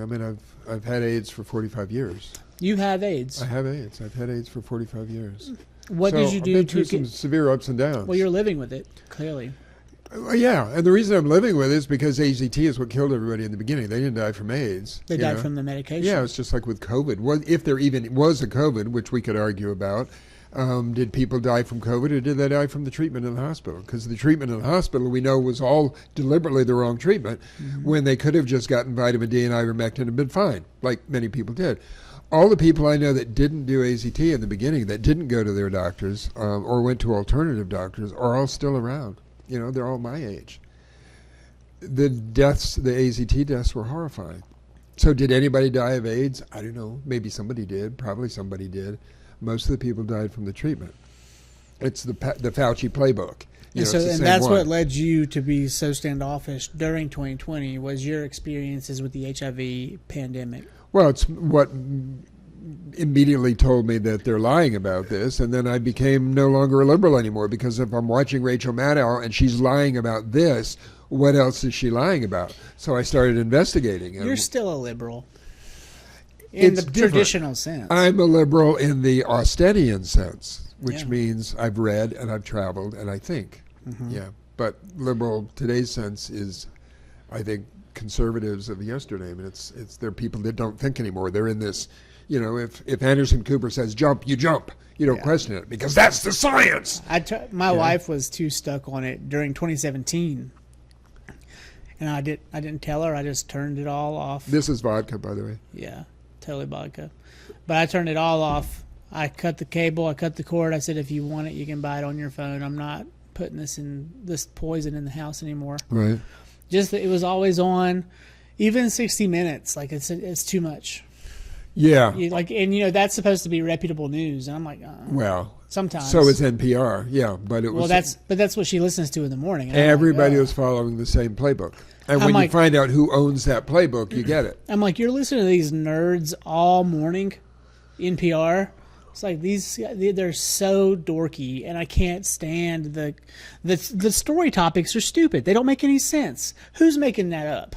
Who's creating these topics? Who are like I don't, like from the top down, really bad. And so they hire people that make it sound like Rachel Maddow puts her slant on stuff and her humor and her shtick. Yeah. So you think it's Rachel Maddow, but she's not writing her own material. What bothers me is like Bill Maher platforms her on his show sometimes, and I'm like, well, Bill's supposed to be a traditional Democrat, and I like him, but lately sometimes I'm like, ugh.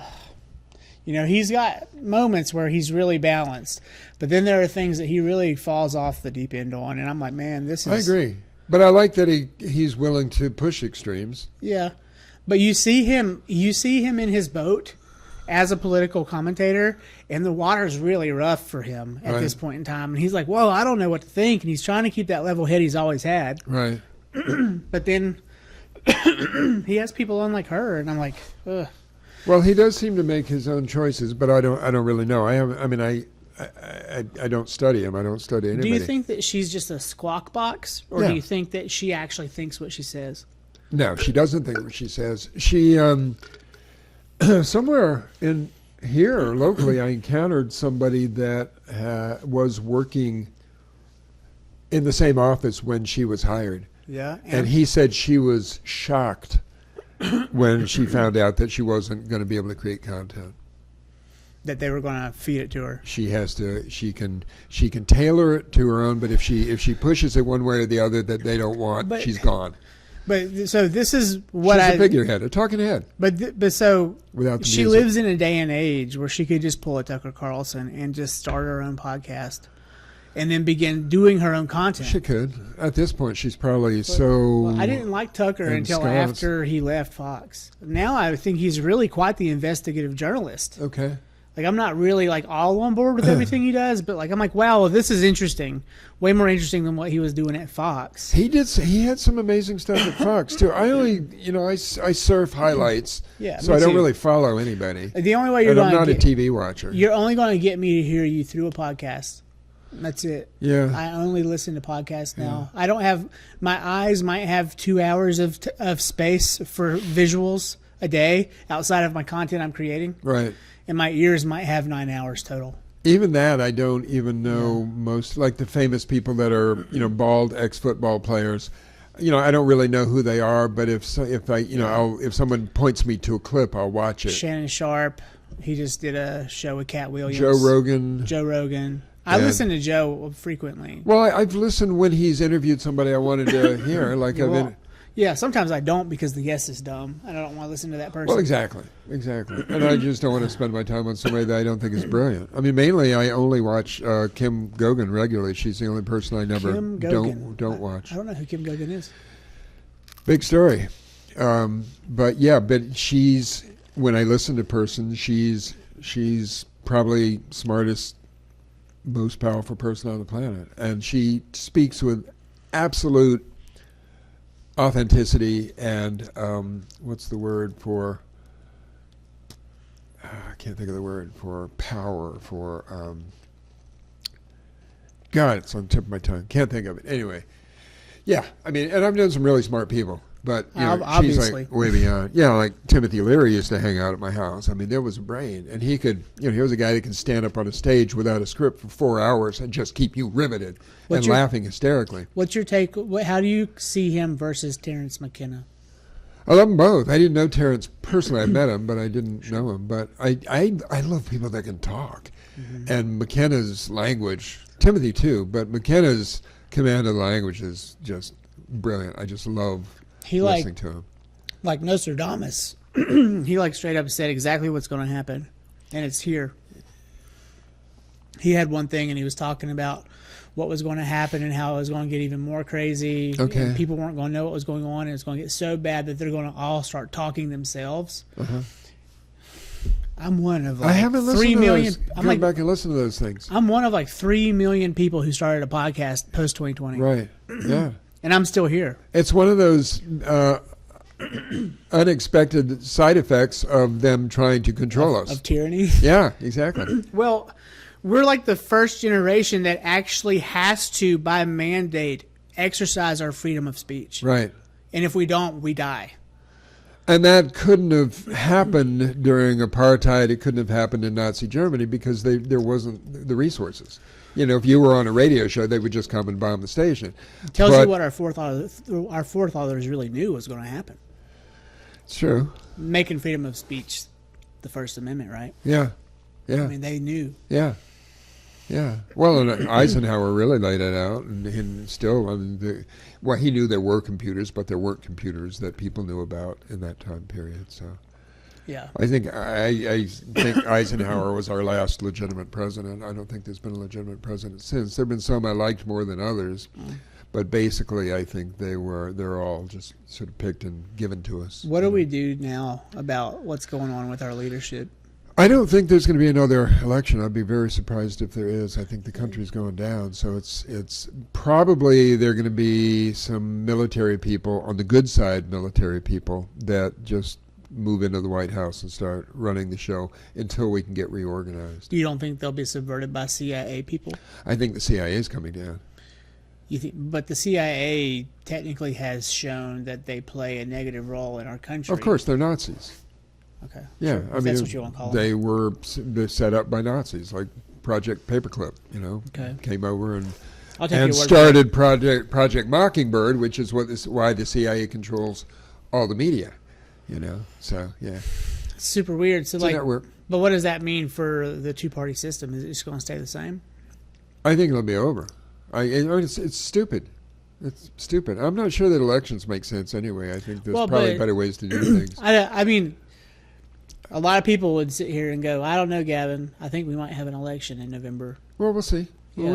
we might. I don't think the government can afford an election. I think we would have had another pandemic. They were planning one for this fall, and there wasn't the money to instigate it. It takes money to do that. Same with World War III. They're making, they're getting close, but I don't think anybody has the money to. War is expensive. I don't think they really have the money to do But it. what happened to war bonds and people making money off war? As I understand it, many of the Rothschilds have been sent back to source. And What's that mean, sent back to source? Killed. Okay. And when you say the Rothschilds, you mean... they're behind. Rothschilds and Bowers are behind all the wars. They always have been. Okay. So which doesn't mean that it started with them. They're peons too. There are people above them, but you have an optimistic mindset that the world's going to come into order. I believe it is. I do. I didn't think that you thought that way a while back. Right, because I'm a wild and crazy guy. Well, we spoke in your garden at one point, Right. and you were like, it's going to get real bad, guys. And you were talking... I think it was supposed to get way worse than it has. And it's been remediated by the good ETs. So, What do you mean? Tell me what they did. Tell me how this is happening. Well, for one thing, I mean, you go back to Casey and, Nostradamus and all those goobers. There were supposed to be like major earthquakes and devastation and this and then that and this and that. And I used to spend time with St. Germain a whole bunch. That was one of my big changes in L.A. when I met a channeled version of St. Germain. And he said, Japan's going to disappear. San Francisco's going to disappear one night. One night. He said one night. Yeah, just like, boom, gone. In the water. Yeah. And none of these things have happened. And from my understanding is the more advanced ET races have remediated a lot of this stuff. So we don't need those physical calamities to go through the change that they need us to go through. On the other hand, there were a lot of people that were contracted to die, and they needed a way out. Hence, the phony virus and the vaccine to take out the people that aren't ready to move into the golden age. Hold on, contracted to die. Explain this. It's a spiritual contract. We come here with a certain spiritual contract. So I myself even came here with a spiritual contract that says I die at the age of 91 or whatever. Yeah, I don't. Yeah, there's fluctuations certainly. I mean, you can't. What's weird is after my dad was dead for a few years, he came to me with a series of dreams. One of those dreams, he pulled out a baseball playbook, like the roster list, and he showed me every member of the family on that list and their birth and death dates. Okay. And he showed I don't remember the rest of the family, but I remember my sister's date and I remember mine. Okay. And I die in 2073, apparently October 18th. Okay. That's what they said. Now, I'll probably die tomorrow, but... And you remembered that from the dream. Yeah. Wow. Cool. Yeah, and my sister lives to be 84, right? Cool. And so... Good stuff. Well, if that's true, that's super weird, right? Yeah, and also that's based on his information about the energetics at that time, but things change. So predictions are malleable, Yeah. But because I remember before I came into this body at all, I remember being shown like a bunch of flashcards of things that I would experience. And a lot of them were like end of the world scenarios and running from helicopters and stuff like that. And none of that has happened. And I'm not sure that it's going to. I just think I think we're in for a much softer landing than we thought. A shift, you mean, has taken place? A shift is taking place. Yeah. So... And we're going into 5D, and you can't go into 5D with 3D So we're understandings. we're in 4 dimensions right now, you and I. 4D, north, south, east, west, up, down. Well, we're also in many dimensions, but... No, but I mean like these are what the we're physical focusing on. space here, we are 4 dimensions. But Okay, this is usually called 3D because... I thought 3D was witnessing 4D from a flat plane. Okay. Like IMAX in 3D. Okay. Does that make sense? Yeah, it does. It gets confusing. But then, well, because 4D, 1, 2, like 1, 2, 3, 4, and then I guess it's, what is that? North, up and down. There's also dimension versus density, and people confuse the two. Well, I could talk to you about density all day when it comes to moon cycles and how fast we feel we're going in time and how slow we feel we're going in time. But again, that's based on a 3D reality. So your astral body, your causal body is experiencing a different level of density than your physical body. Well, and I've had a mushroom trip where at one point in time I had an out-of-body experience, and my body outside of my body was very, very large. And I was like looking down from an aerial perspective on my home and my friends where I was sitting around a fire on October 31st, 2012. Right. I literally remember the date of that too. Okay. And I'm sitting there way above my house, but I'm actually physically in my body, like sitting on the ground. Right. And I'm looking down and going, oh, well, that's just my terrestrial life. Right. This is my real life. And I remembered that in that moment. Yeah, I wouldn't call one real and one not, but this is the life that you're currently Right. It felt almost like this is something I'm participating in, almost like a video game, but more. And then this was the real reality was that moment. Oh, I see what you're saying. Yeah, so I was taken out of my body at one point, not by drugs, and met my Uber body, which... Yeah, that's what it felt like, my Uber body. Which is a giant. It's weird. But then have you seen so AI did a series of representations of the soul's presence in the afterlife, and it had this picture of a white knight on the ground, like holding his sword to his side, and he's like beat up and torn up by life. But then surrounding him is this angelic giant being, and he's looking up basically at his self, realizing himself in that moment. And this is AI did this.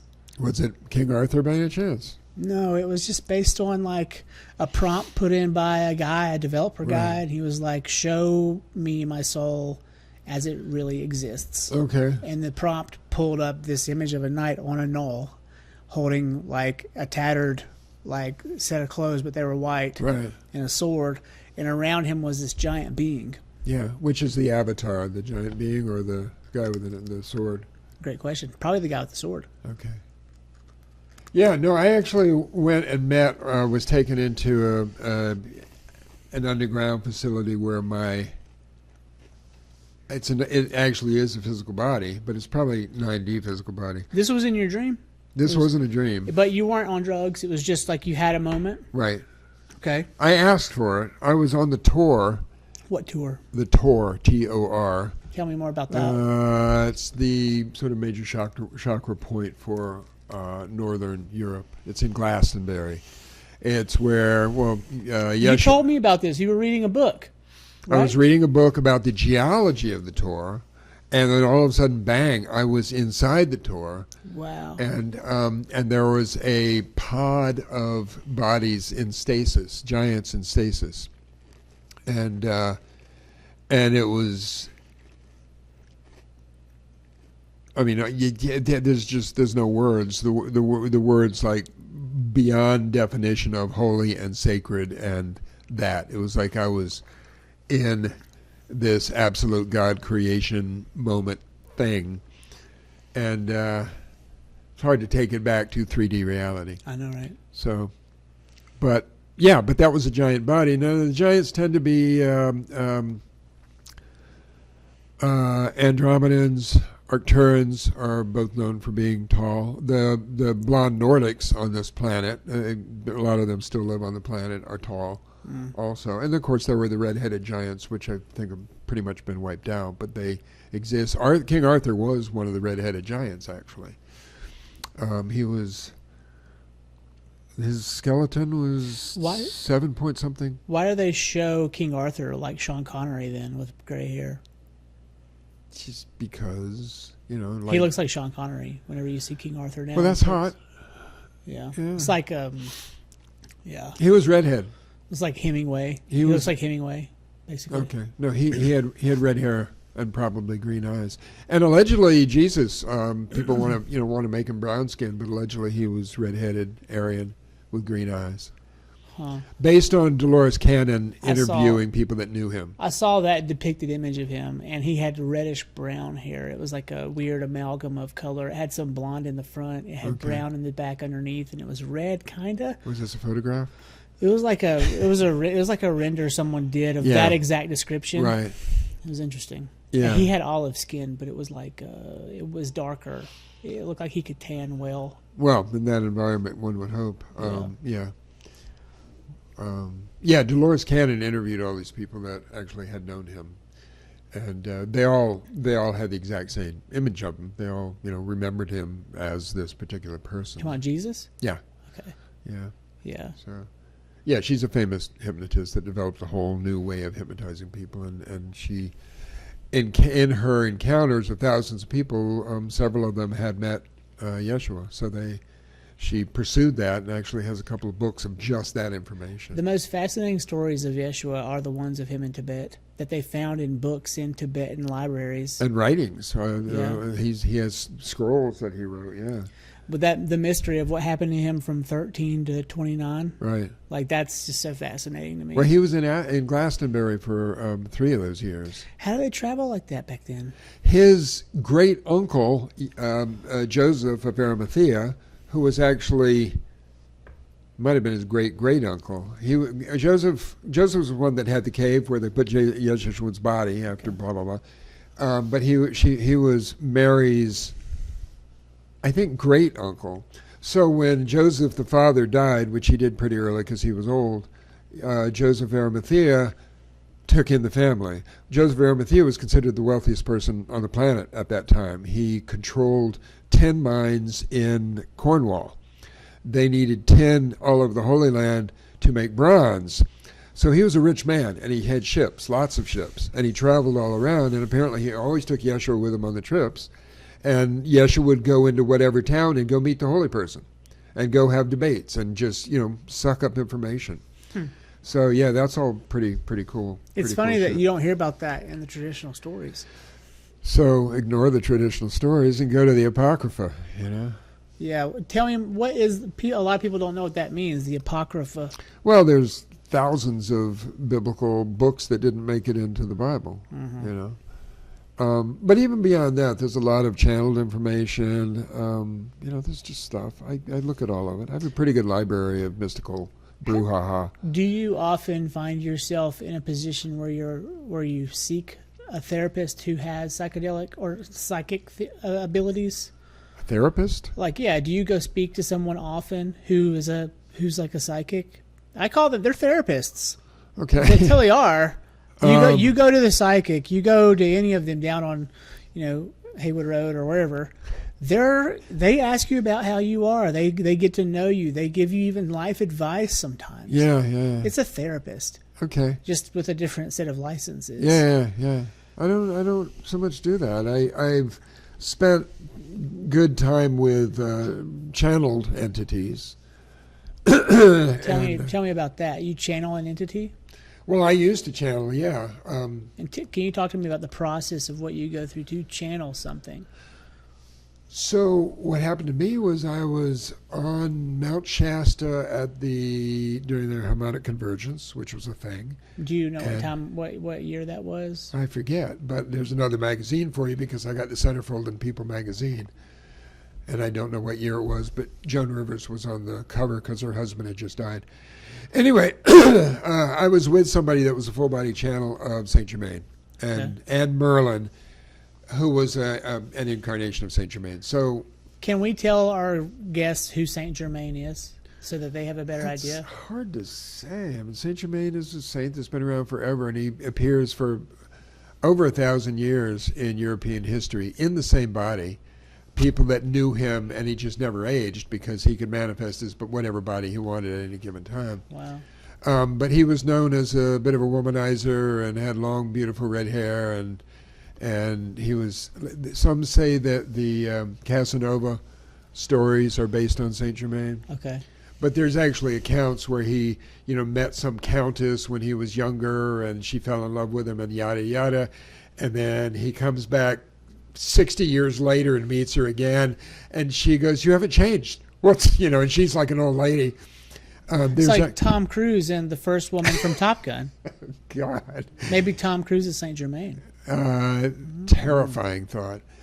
But did you see that? She's a grandma, straight up elderly woman, and Tom is still Top Gun Tom.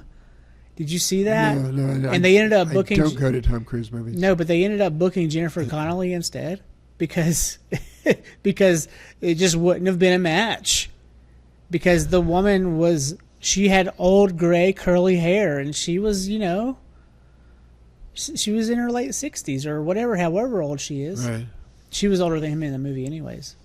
And so. So you're talking about in a sequel? So Top Gun 1. They had the blonde woman, really long, skinny legs, really beautiful, attractive in the leather coat. And then Top Gun 2, they couldn't book her because she's an elderly woman. I see. Okay. They booked Jennifer Connelly, who is also a vampire and hasn't aged a bit since she was with David Bowie in, what's it called, The Labyrinth? Oh, God. She was the girl in The Labyrinth. Okay. And then she wasn't the lady in Terminator?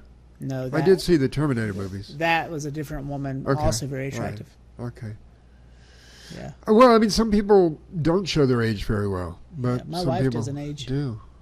Some genetics age more than others. Black people don't age the same way that white people do. They really don't. And God bless them, freckly strawberry blondes just have a really tough time of it. They're gorgeous when they're young, but often the skin just has a dryness to it.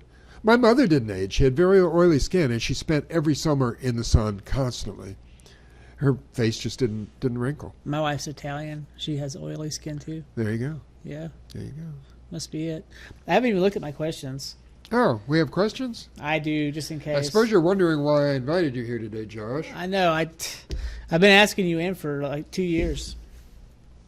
There was a moment I thought we were going to lose you to a different town. You were going to move away forever. I was looking. Yeah, no. Black Mountain didn't want to let me go. No. And I even, I had a moment where I was like, you will be missed, and you are an elder in our community, sir. Thank you for everything.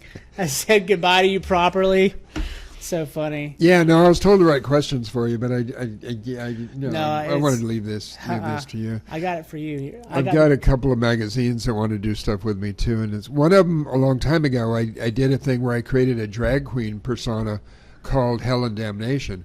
So Hell and Damnation actually interviewed me for this, this magazine interview. So you interviewed yourself, but Helen interviewed as Helen, because there are things I would say as a drag queen that there are things we would all say as a drag queen that we won't, that you wouldn't say in waking hours. So it was great, and the magazine loved it, and they want me to do it again. So you can do it in here if you want. No, it's a magazine interview. It's just type. Oh, I see. Yeah. Okay. Yeah. Yeah. No, this is my first. But you're welcome to interview. You're welcome to have Helen Damnation sit here. No, I'm not about to, put on makeup and all that kind of. I don't do that. Yeah, that's fine. I'm picking on you. I can't even imagine. How do you manage yourself in situations that require no fear? Usually by being afraid.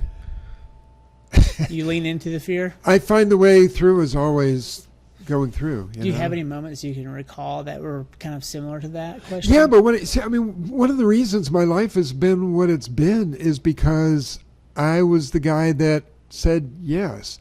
And it was because I challenged myself. It's like when I was a kid and I realized I was going to commit suicide if I stayed in, Asheville High. Sure. It was like, well, fuck that, I'm going to do this. So then I discovered that North Carolina School of the Arts existed, so I put my portfolio under my arm and hitchhiked to Winston-Salem. They let you in. They fought me. They said I was too young, and I said, you don't understand, I can't go home. They finally let me in. Then I called my parents and said, guess what, I've been accepted to this fabulous new school. No, you're too young, maybe next year. I go, no, you don't get it, I'm not coming home. And same with hitchhiking across the country, and same with so many things I've done. Oh, and then, as soon as I got to Hollywood, I was walking down the street and someone stopped and said, I want you to star in a porno movie. And I'm like, okay, cool. You did it? Of course I was terrified. Yeah. I was terrified the first time I did drugs. But the way to do it is, and I've done mountain climbs and, death-defying things like that too. And it's like, well, you just do it because you do it. And then you learn something about that. Yeah, I've been dealing with the recent. We have a niece and she's 13, and we try to teach her how to snowboard. It's a mountain climbing adventure, right?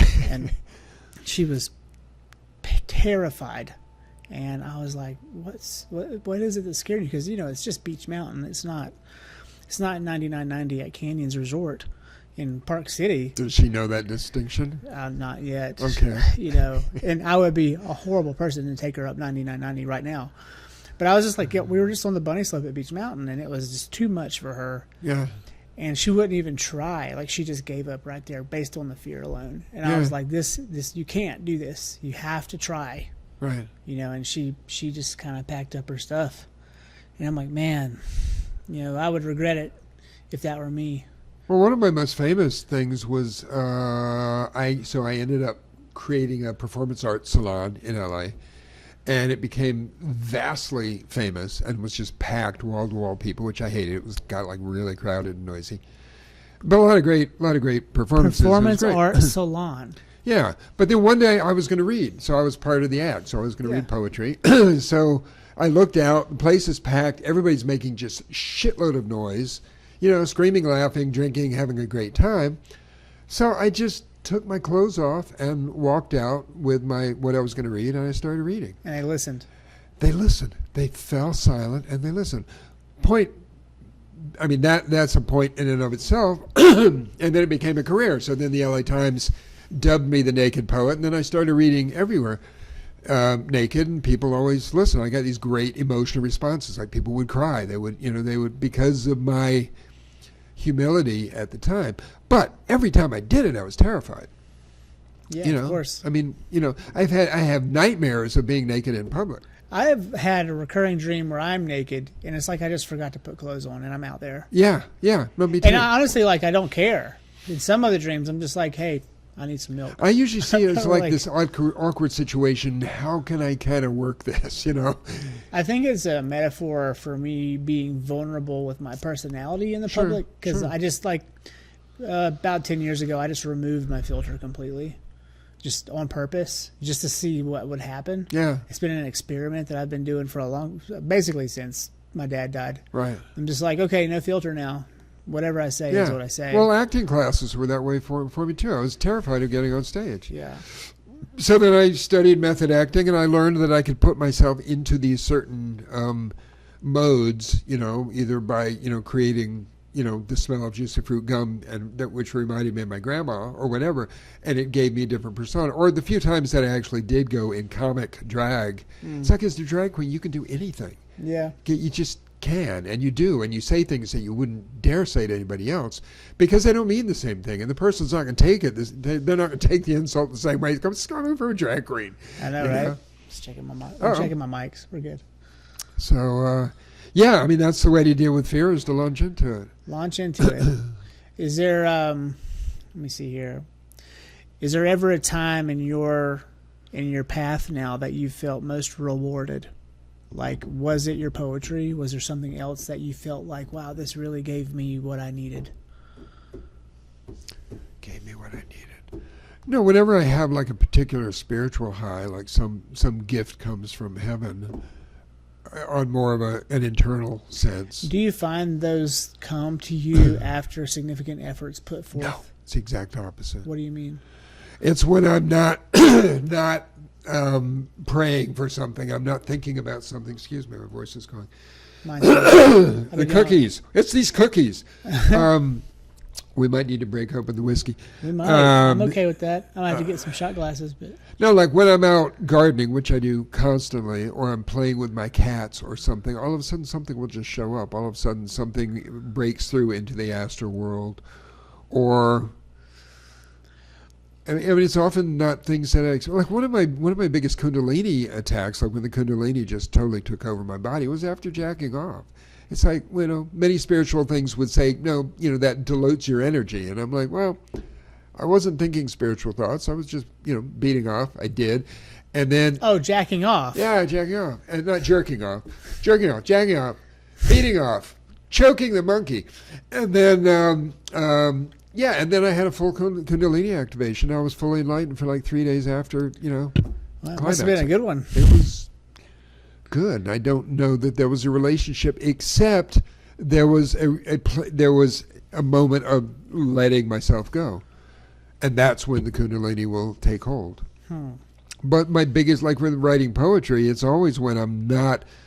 And I've taught poetry too. I always say you can't try to write a poem. Well, it's not how you do it. Well, I've witnessed your poetry for several years now, and I always read it when I see it. And one of the ones that stands out to me, it was the poem you wrote in the wake of Rooney King's death. And you were talking about just you were out there, and the thorns of your garden were always catching you, and like you were in pain. And I don't remember the gist of it. I can't recite your poem. But I can't either. I write too much. But you were talking about the pain of it, and you were thinking about Rooney. I think I read that at his wake. That's my kid. It sounds like the haunted house in Disneyland. Yeah. I don't think you can hear her on the mic, but if you're listening at home, my kid just started screaming upstairs. Okay. Yeah. Where were we? Yeah, so I mean, the woods and nature have always been my thing. Or my cats, when I'm on the bed with my kitties, there are just times when I let go, when I realize this is absolute bliss. This is why I'm here. Mm-hmm. I wish I got that from a lover from time to time, but I don't. But I do get it from the cats, and it's because the cats don't expect anything. Well, they expect me to feed them. But they can be demanding. But they're not holding me in some other sort of position, which lovers always are. They always need you to be a certain thing. I know, right? And the woods, you can't be presumptuous in the woods. You can't be arrogant in the woods, because the woods will win. The thorns get in your hair, and you sit down in the moss, your pants get dirty. I mean, it's a whole other thing, and it just talks to you. It speaks to you, and that's when the poetry comes. I've found that when I write my poetry, it feels like there's like a fountain of water coming out of my cup, and I can't help but pour it on everything. Right. And I want to share it to the world as if people would care, but what I find is people don't really want to listen to your poetry. Not yours, but mine. And so, like, the only time poetry becomes relevant is when you make it a song and you put music behind it and you put effort into it. And then all of a sudden people want to, like, recite it and sing it and play it for you. And you're like, that's really weird. But if you just leave it as poetry, like, no one really values it the same, even though it's the same words. Right. Why is that? Well, we're conditioned. Our generation is conditioned to music, for one thing. So, everything that matters is, I mean, it's like what we would consider John Lennon a god, as opposed to somebody that might know a hell of a lot more just because he's John Lennon. Well, and because he died, and so that immortalizes him. And yeah, but I mean, you could say the same thing for. Well, I mean, there are people that listen to Dolly like she knows what she's talking about. Well, it's weird. When we die, do we become gods? Because my friend Chad died, and it was like all of a sudden the things that he was saying are immortalized.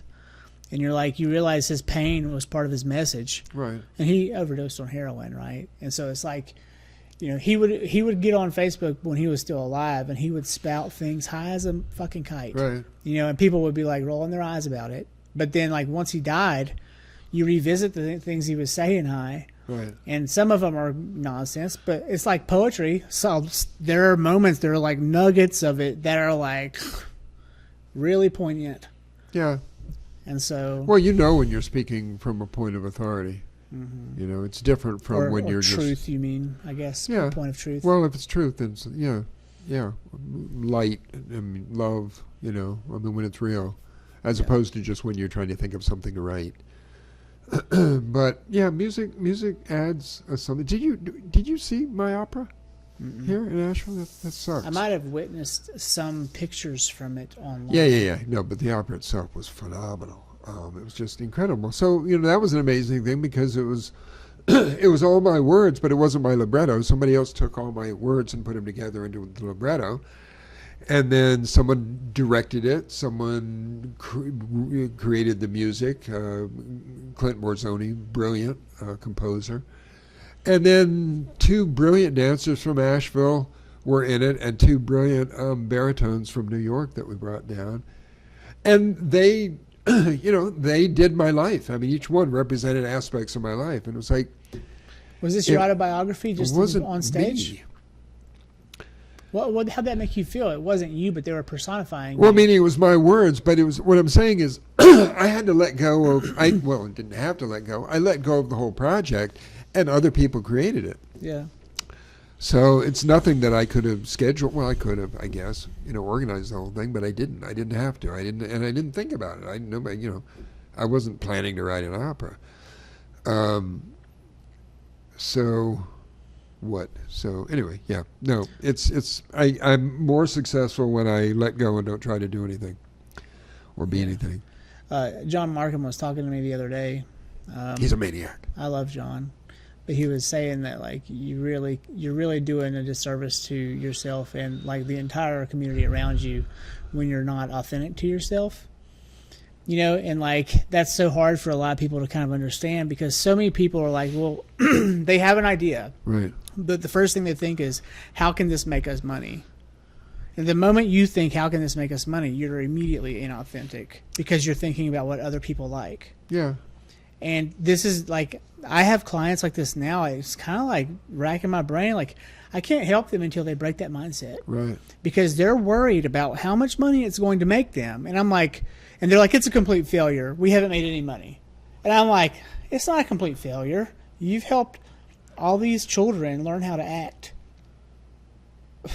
But that is demonic programming. It's the programming of lack was beat into us from the word go, and that's all about lack. And if you're all about making money, then you're trying to be something you're not. You're trying to satisfy this need for lack. Whereas when you're in the creative flow, that's just pure divine information. It's pure heart. Well, should be. What I think is interesting about seeing them in their process is, like, they have all these people coming to work for them for free who are like parents of the children who are a part of the play they're putting out.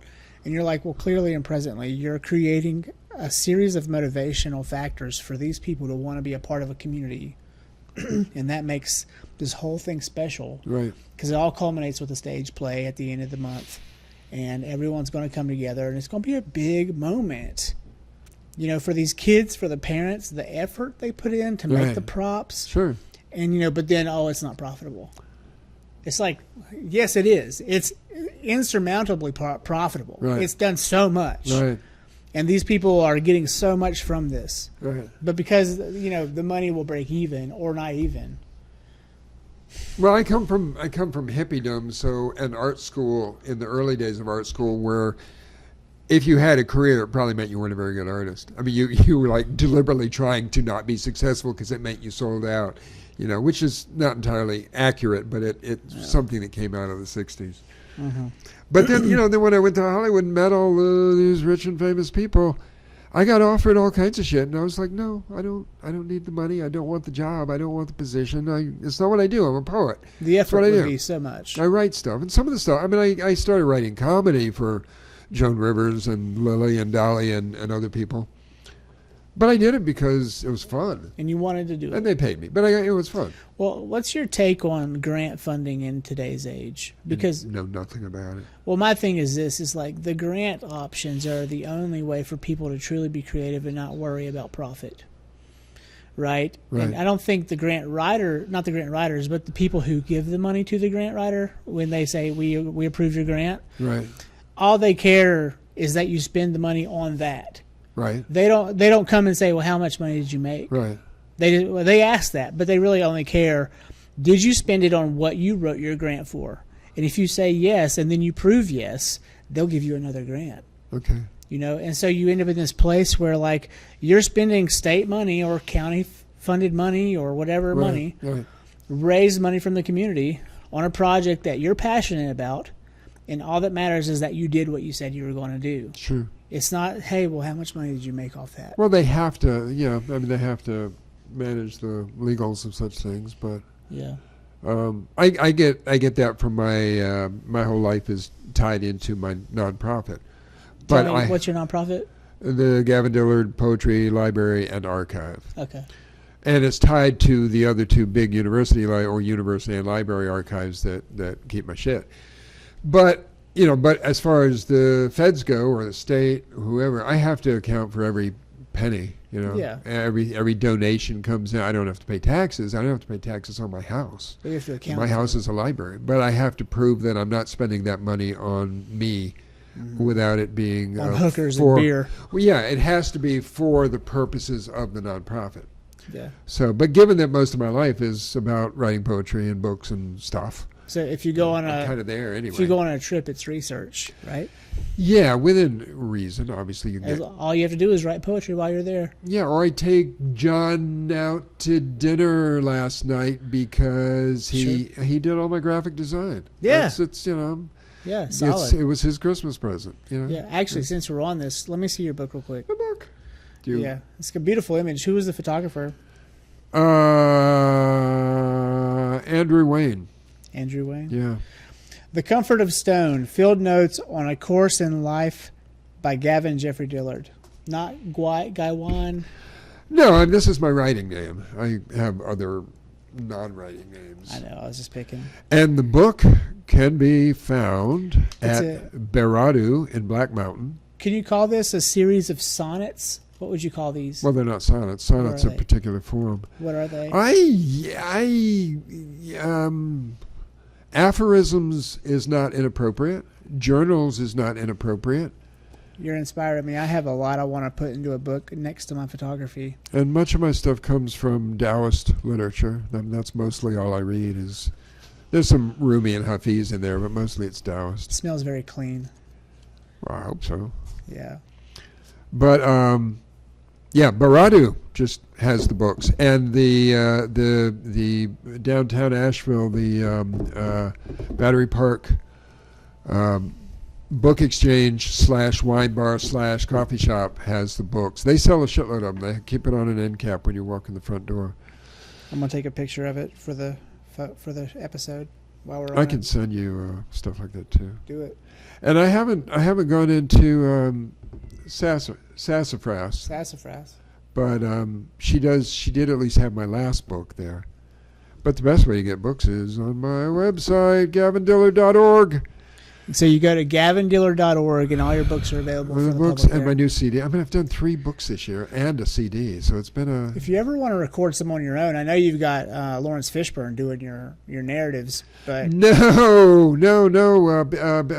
James Earl Jones. James Earl Jones. Yes, Sorry. it's Darth Vader reading my work. That's pretty awesome. And Don Adams, for anybody that's old enough to remember Get Smart, he was Maxwell Smart.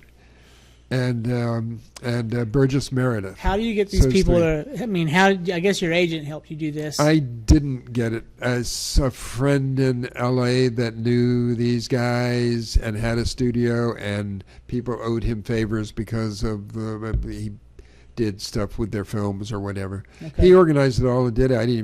I wasn't even there. That's great. Yeah, so I just got sent this, and there's a little sort of thing about it at the beginning of the CD, and this was all in a tape that I forgot about. I didn't even know that I ever heard it. And it's just been sitting in a box forever, and I was terrified it would be ruined because all those years on Maui, tapes rot. How long did they? And it wasn't. Then I found some people in Black Mountain that cleaned it up and pressed CDs. How long ago did they record it? It was 94. So they recorded this book audio. No, it has nothing to do with this book. Oh, sorry. Okay. Yeah. It was your other book. Well, I have a lot of books. Yeah. It was earlier works. That's pretty cool. Probably from The Naked Poet, which was a collection of earlier works yet. So I don't even know how many books I have. More than a dozen. It's pretty cool, man. And anthologies and shit. So We touched on this in the beginning of the show, but I want to ask it again more thoroughly. How did you adapt to change in 2020? Like, how did your mind adapt? How did you physically adapt? You went through a major transformation. You moved. I moved in what year are we in? This is 2024. So 20. We're in the 24th Yeah, I year. moved in 21, I guess. Feels like just yesterday. I know. It's all very confusing. Well, I got fat because I couldn't go to the gym.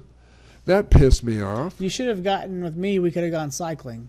Cycling, that's no fun. No, I was going to the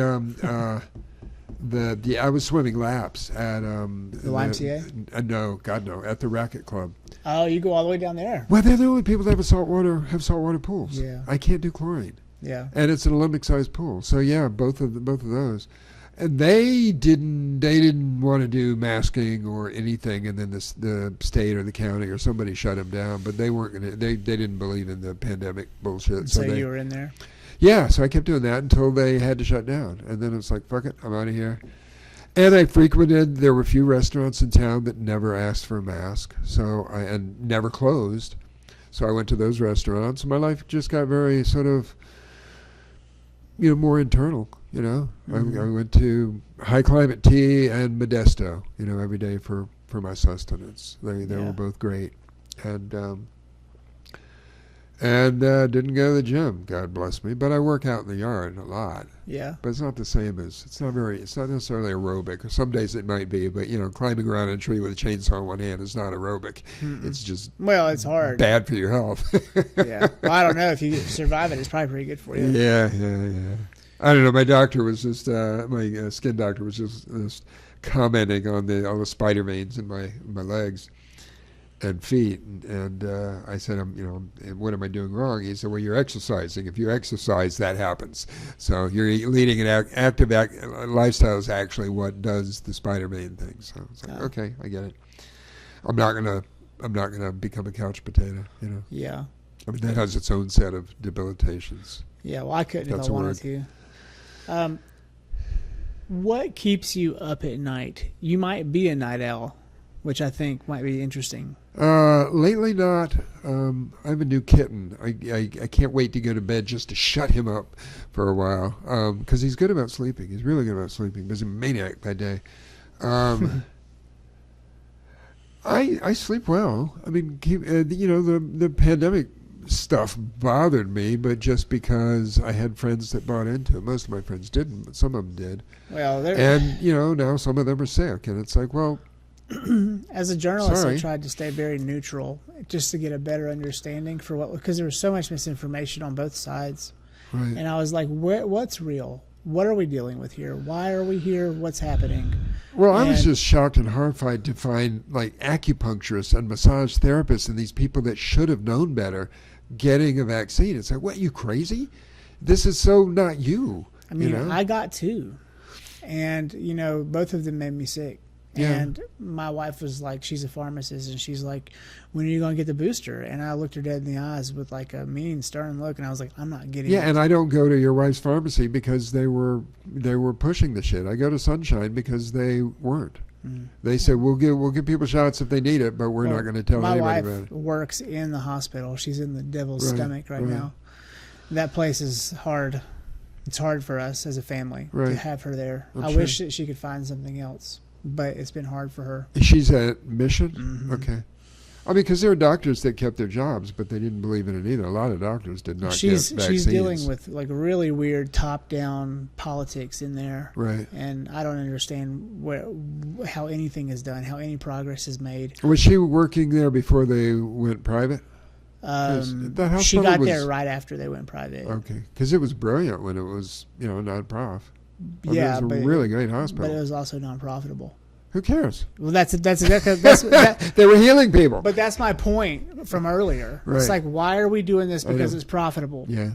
I've had 2 operations there, and they've been really good to me, so I can't complain. Well, we have reasons to complain based on the NICU, but at the same time, it is what it is. Yeah. And she's there, and she thinks she's going to make a difference from the inside, and I hope she's right. Good luck with that. I know. Yeah. That's what I told her. Yeah. But that's how it goes. When do you cry? Good movies. I watch my favorite movies over and over again, and my favorite movies tend to make me cry. What are your favorite movies? That should be an obvious question, but let's see. Genius is one of them. Genius. I don't know that film. You should have it. Genius is Jude Law playing Thomas Wolfe. What year was it? Was this a 90s film? No, it was about 5 years ago. Oh, really? Yeah, Jude Law was actually spotted wandering around Asheville just because he wanted to get a sense of Asheville. Asheville's not in the film. It all takes place in fake New York in London. But they reference Asheville, of course. So Asheville's been referenced a lot lately. Yeah, well, I mean, it's Thomas Wolfe. He's our most famous person, so yeah, it made sense. The Dead by John Huston, one of my favorite films. Fellini's Nights of Cabiria, I think is one of the greatest movies ever. Is that an older film? It's one of his early black and white. Yeah, okay. It's just devastating. And anything that makes me cry, like the Fountain. Hugh Jackman and his wife is dying through the whole thing, and it's brilliant. It's enlightening. It's revelatory, but a lot of tears. Hugh does tears really good. Yeah, well, he's quite. I mean, he's the picture of a thespian. Like, he's really dynamic. Right. And he dances. He plays the masculine thing really well, but then all of a sudden he's in like a Broadway play that's a musical. I know. And you're like, wow. And he's not a great singer, but he's so good at everything else. But he's like, and people like me will go to see him anywhere. He's been professionally dancing, I think, since he was a kid. Yeah. So he was, to that extent, it was logical that he portrayed Peter Allen, who was a friend of mine, and I wrote with Peter. And Peter couldn't sing either. He was a horrible singer. So actually, it kind of made sense. Yeah. They did that on purpose. Really need a good voice. Maybe Hugh Jackman is actually like the best singer ever, but he dumbed his voice down for the role. He stretched it in Les Mis too. Yeah. Well, he was in that circus movie. Oh yeah. I mean, he pulls it off. He's just not a brilliant singer. Just doesn't have a great voice. He's better than what's his fuck. Oh God. Who's what's his fuck? Yeah, Master and Commander, chubby guy from Australia, lots of Academy Awards. Master and Commander, he got Academy Awards. Oh, you're talking about the Gladiator. What's his name? Russell Crowe. Russell Crowe, thank you. Yeah, I mean, him singing in Les Mis was just so painful. And Les Mis was like one of the first musicals where they actually recorded the songs live. It's like, no, you should have taken Russell into the studio and done some. I know they worked as hard as they could digitally, but basically it was him singing. It was sad. Anyway, that's neither here nor there. Are there any projects you're working towards right now? I'm always writing, and as I said, I published 3 books this year. That's pretty significant. The one thing that needs to happen is Clint Borzoni and I wrote we're calling it a pagan mass called The Wife of Lot. And it hasn't been performed yet. It's expensive doing a mass because you need both a symphony and a chorus. You need a full chorus for this, and I think he's got it where it can be done by a 12 instrument symphony. But nobody's done it yet. I was talking on the phone yesterday with a friend of mine named Doug Wirt. He was Wesley Crusher's father in Star Trek, The Next Generation. Okay. Very small role, but important role. Important role. And yeah. But I slept with one of those stars. But anyway. No, but he was mentioning that whole topic you just talked about. You know, I was lost my train of thought. I'm sorry. What was I saying? Well, we actually thought we had the piece lined up for a major university, and then they backed out after we had already written the thing. I remember what I was saying. He asked me, he's like, how do you get a bunch of creative people to work together? Because it's a difficult thing to do. And I said, sometimes. I said, you have to dangle a carrot in front of them, a project that's so big that they all say, holy shit, at the same time. That's exactly it. And then next thing you know, it just happens. Yeah, it's a love project. Yeah, and so that's basically what you're doing here. If you have to have that many people, I recently you helped me write a screenplay a few years ago. Did I? Yeah, Cool. We went back and forth on a project that you wrote yourself into because I wanted you to play a specific character, the 3-headed dog in this film, which is my metaphor. And the project stalled. Well, one because of COVID, because this was 2019. And then, 2, because I would need to orchestrate 35, maybe 40 people to do this one scene. Right. And I'm just not there to get that many people together. And I don't have the funding to pay for those people to be here. Yeah. And I can't get, much like poetry, they read the script. That doesn't swoon them enough to say, I want to do this too. Right. And so I'm in a weird position where that's stalled, you know. I stalled many things. Yeah. You know, even in Hollywood when there was money. Like I was buddies with Vincent Price toward the end, and he had just gotten a pacemaker, and he was his health wasn't the best, and he really wanted to do a movie. So he asked me to come up with something. I gave him an idea. He loved it. So I wrote an entire movie starring Vincent Price, where he hardly had to do anything, but he was everything centered around him. Yeah. And the bugger died. Of course. And that was the whole point of the movie. And I had all these great stars in it, that some of whom I knew that had agreed to be in it, that wanted to be in it because it was a Vincent Price movie, and they thought it'd be a nice honorarium, you know. And stuff happens. That conversation when you call them and you say, he died. You have to tell them all one by one. Yeah. Well, we were that far along, but yeah, it was sad and frustrating. Yeah, and then I wrote this. A friend of my, David Francis, and I wrote this brilliant. He's the one I wrote Bark the musical with, which has been a huge success. But we wrote another piece called Annabelle the Christmas Cow for Ralph Edwards Studio. They commissioned us to it to write this thing, and we wrote brilliant songs, and we did studio recordings of them, and it was absolutely fabulous. And then the studio wanted to find somebody that would be the narrator, so they found, I think it was Garth Brooks, thank you. He said he would narrate it, but he wanted to write the songs. So they said, okay. They gave him all of our songs and said, write something like this. And we were out after we had, done this spectacular stuff. Well, it's Garth. What are you going to do? Well, it's Hollywood. It's like the top dog wins. Yeah. And he has kind of a Dolly Parton pull. He's like got kind of that same energy. I don't even know who he is, and I didn't try to see the piece. It did get produced. I don't know if it made money or not. Who cares? Yeah. But our songs were terrific, and it's frustrating because we did these great recordings of them, and nobody's ever. One of them we worked into Bark, or the doggy musical. In the what? Bark is our doggy musical, and we worked one of the songs Bark. Into Bark. Okay, yes. Into Bark. Bark. That's cool. Yes. Bark is played everywhere. It played the whole month at Fringe, the real Fringe in Edinburgh. It's played from Anchorage to Sao Paulo. I mean, everywhere. And it played Asheville. ACT did a brilliant version of it. I mean, it was amazing. We liked our Asheville version better than we liked the LA version, which ran for 3 years. Now, are you involved with the community theater here?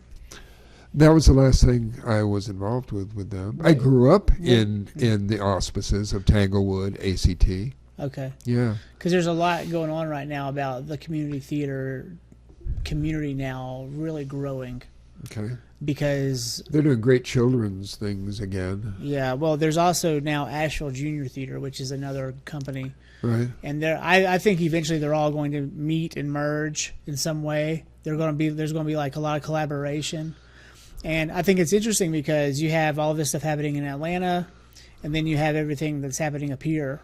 And it's a lot of similar stuff. And many of the people who are in control down in Atlanta live in this area. The casting directors, agents. There are a lot of those people that have come north, of course. Yeah, and they live in the mountains of North Carolina. Right. Some of them. Even if it's just for the summer, you can do summer projects. Yeah, but I mean, the airport, it's like a $60 flight to Atlanta. Yeah. 30 minutes. Yeah, it's not that long a drive either. No. I don't like to drive that. Yeah. But yeah. there are people that drive. I mean, I don't like driving. Yeah, but I just think it's interesting to see how the community is coming more closer together because there's so many more of us now, and there are a bunch of implants from Southern California and New York and Texas and Orlando.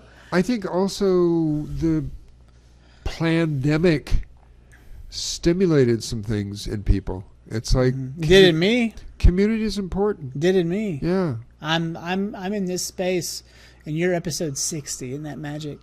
Woohoo!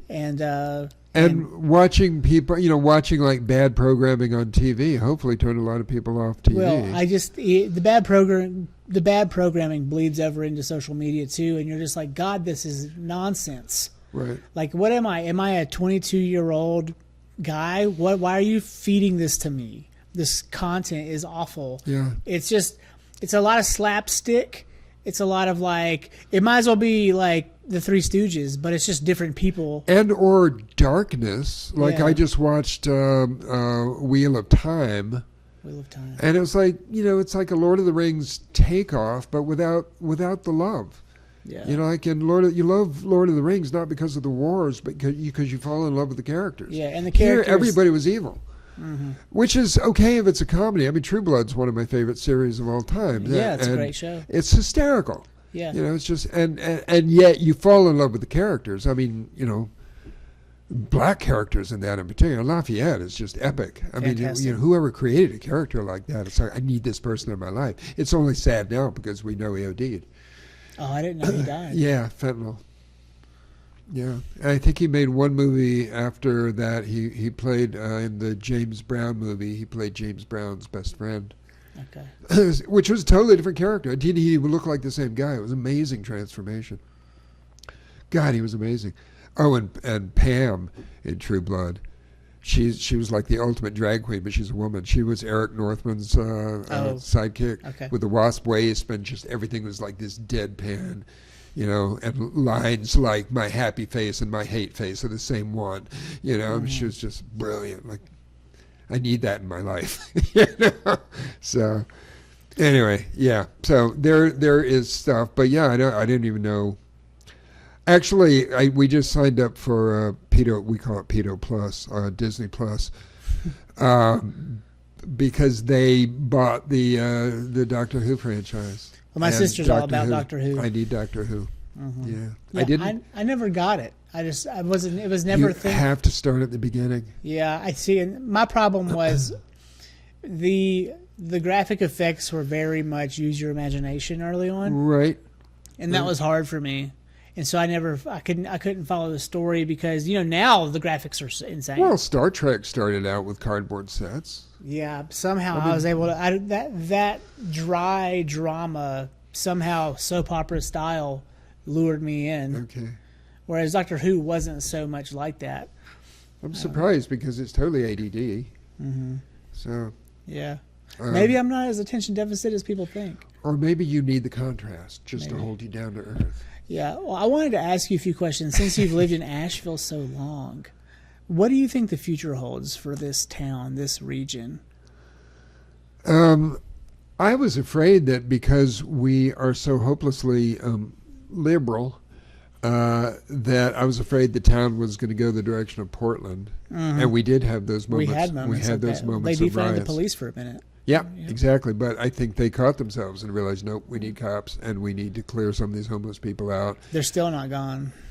And now that, well, I mean, that has to be done. That's a tricky situation. Yeah. But the other thing is, Asheville, besides trafficking, child trafficking, there was just a North Carolina bust of fentanyl. They said this car had enough fentanyl to kill twice, our entire state twice over. It was just mind-boggling. I've had some good friends that this last year lost both of their sons, 2 teenage boys. Well, one wasn't to fentanyl, but one was. But it's like just living through that. It's Well, like, there's a very popular guy who's from here named Duncan Trussell, and he moved back here. He's part of the Joe Rogan camp. okay. And he moved back here during the pandemic, and then he moved to Austin really quickly. I think because he knew that he was going to be able to make more money there, and because his friends were there. But he was saying that the crime was so bad when he came back that it was like forever present, and he noticed it right away. So bad in Asheville? Bad in Asheville. Okay. Well, there have been things, and there used to not be things. Well, my thing is this: it's like you see that, but then also you see Asheville sponsoring the U.S. Open tennis competition last summer. And I look up what that cost, and it's like $1.3 million was spent to promote Asheville for people to come visit. You know, you're like, okay, so what's happening here? What are we becoming? Because it's like inner city crime, but then also like we're promoting the tourism to really flourish because that's a big sponsorship. Right. Well, remember, our handle going back to God knows when, the 40s, was the Paris of the South.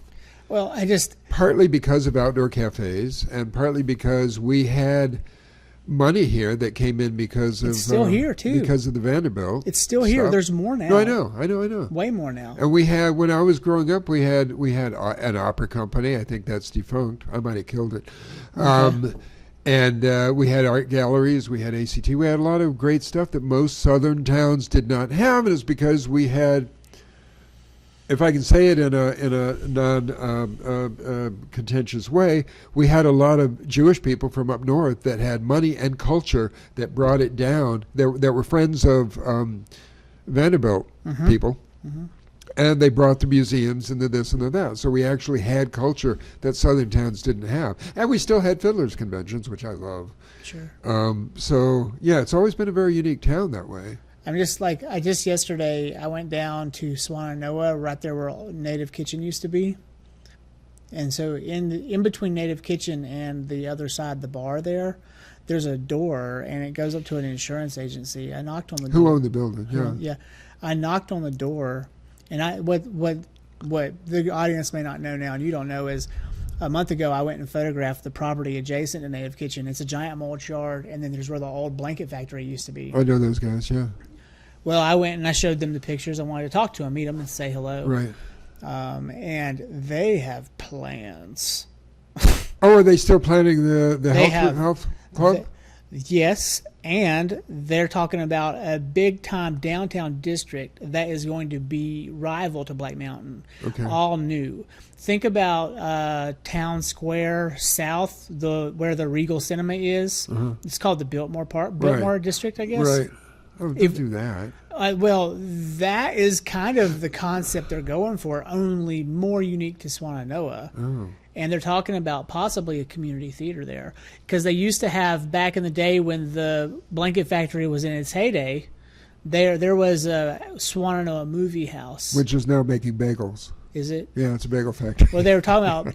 Gotta have a bagel factory. They were talking about the potential of putting in another movie house. Okay. But like more, well, I was excited because they were going to put in this huge health complex. They were talking about doing affordable housing with a too. real swimming pool. So yeah, well, whatever they do, I hope that the community can get involved. I'm the newfound director of the Swannanoa Valley Chamber of Commerce. We branched off from the Black Mountain Group okay. during their last whatever. I inherited the social media pages. We rebranded them, and now we're the Swannanoa Valley Chamber of Commerce, and we're forming a board and a 501c6 and all this stuff. And I really want the community to have a space where they can meet and connect and convene and have, and that needs to be all business. I want Native back. Yeah, well, God, that was great. It's turning into Lutz now. But, well, there's a new restaurant there. Lutz. It's probably pretty good. Well, it's Lutz. I mean, it's good burgers. Is it? I just. But figured it's not Native. Okay. Native was brilliant. Better than anything in Black Mountain. We ate there all the time. Yeah. We loved it. Other than Baradu. Yeah, which I haven't had. I call it Baradu. I haven't had Baradu on yet. Baradu. I was going to have them on the show. I got to invite them. They're Italians. You gotta. Yeah. They're brilliant. They're lovely people. Is it They're a good well place? spoken. If I wanted to go down there for like a nice evening, like a date, could I take my wife down there and we get fancy? Yes. Okay. Yes. I might have to do that. And it feels a little more friendly and family than Pure and Proper, though I like Pure and Proper too. Pure and Proper is really crowded right there on that corner. It's really crowded. And it's like you don't have much room to spread out because of the road. And it's not, it's not crowded in there. It's just all the traffic around you is busy. Yeah. No, come summer it's gonna be fun at now I don't know how to say Baradu, because they've got as many seats outside as inside. He told me his name was Baraducci. Baraducci. And so I call it So Baradu. Baradu. I like that. I'll have to ask him about that. Yeah, Baraducci. And he carries my books. And he sells, and you can buy The Comfort of Stone at Baradu. what's the preceding book? Graybeard Abbey. Graybeard Abbey. Oh, See, I'm confused now because my new place is Graveyard Abbey because I'm surrounded by graveyards. Yeah, John told me that. Yeah. Yeah, you're right there on the corner, right by the cemetery. Then I'm surrounded by cemetery on one side, and then the. Is it the brick house right there? It's green. It's green. It's green. You'll see green, and you'll know it's my house. It's flaming green. Great. Yeah, like bright green. Yeah. What do you think? What's it like living in a cemetery? It's nice. It's quiet. Yeah. Yeah, it's nice. And then on the other side is this 10-acre field that I open into that is in a land trust belonging to the Dorothy, what's the black Dorothea camp? Dix. Dorothy Dix. Dix? No, Dorothea that's not right. Dix, right? No, D-I-X. Dorothy something. That doesn't sound right. But anyway, yeah, it belongs to them and it can never be developed. So I've got this beautiful 10-acre field, which is fabulous, except when the hay blooms and they haven't harvested it yet. I had a really bad hay season. You know that big wide open field that's just like all the way to the North Fork Road? It goes all the way across. Yeah. That is a slice of heaven, my man. Well, that's what I'm talking about. That's Man. what I want. Yeah. Yeah, we go over there. We'll ride our bikes and then we'll stop and we'll walk out in the field. Well, and now just you can come down the picnic. field and you'll see I created this really nice sort of Japanese gate that you come through into my house. We should go hang out. Yeah. I'd like to come by then. Absolutely. Yeah, I've even invited the Stephen Greer people to come and call ETs from that field. The view of the mountains right there is great because it directly blocks the quarry. You don't see the quarry, right. but you have all that beautiful stretch. I right can see before it. Craggy Gardens from my house. Yeah. Through, this. The shape of it is awkward because it's a major wind tunnel. I mean, the wind is just fucking brutal. Okay. So, but other than that, I looked at all these great houses in the woods, and it's like I love trees, I love woods, I need access to woods, but I want sky. Yes. And I got that. I have 360-degree views. That's my issue here. I mean, we're probably going to eventually either move or cut some trees out. Yeah. But we're claustrophobic. That's the way I felt in a lot of these places. Yeah. And then you get moldy. Yeah. Mildewy. Yeah, we've done pretty good about that here. Our bathroom gets a little moldy, but Right. other than that. No, I've got major sun. It's lovely, and I like that part about it. And once all my plants grow, Do you feel like it's a new you kind of moving from this part of town to the other? could be. Because but it's weird. The whole area of Paget Town's different now because the Tanya Holderman, they moved. Did they move? Yeah, I thought they didn't. they moved. I know he retired. I thought they moved. Oh. But whatever. Either way, They've been talking about it, but I thought they weren't even going with to. you moved from there, it Okay. feels different. The energy's different. Right. Now, the ladies above my place have turned it into a healing arts center. It's fabulous. And the barn now has a 12-unit EES system, so it's a great place to go and get your yayas out. Just really change your blood chemistry and stuff. Talk to me about this system, the EES system. EES, I started the first one with another friend in Hot Springs. I was told that there's like a TV involved. It doesn't. It's a computer screen, Yeah. and you aim the computer screens at each other, and there's a certain program that ET's created for that, and it runs continually 24/7, and it creates Tesla waves essentially, So I which run. crash in the middle of the room and create this 0 point space, which creates its own sort of blissful thing, and it's healing on every level, and it really changes your blood. Well, I need to tell you something I Good do. thing for people that have gotten vaccinated. This is what I do. So I'll show you the back studio at some point. It's a bit of a mess because my dog, she sleeps down here, but I have 3 computers back there and then another Mac that I just sits dormant. But all day, 24/7, I run a frequency wave in there off of a YouTube channel. Okay. It's like a 932 or a 423 or a 528 or. Yeah, And I think- used to do those all the time too. And I just run it, and it's on for my dog when she sleeps. It's on, it's I on. felt bad leaving my house because my address was 528 Patchett Town. Oh yeah. So, but these ladies have got it, and that's fine. That's great. But I don't know how closely similar that is to what. Totally different, but Yeah. I'd I'd like to come by and see it. Yeah, Yeah. absolutely.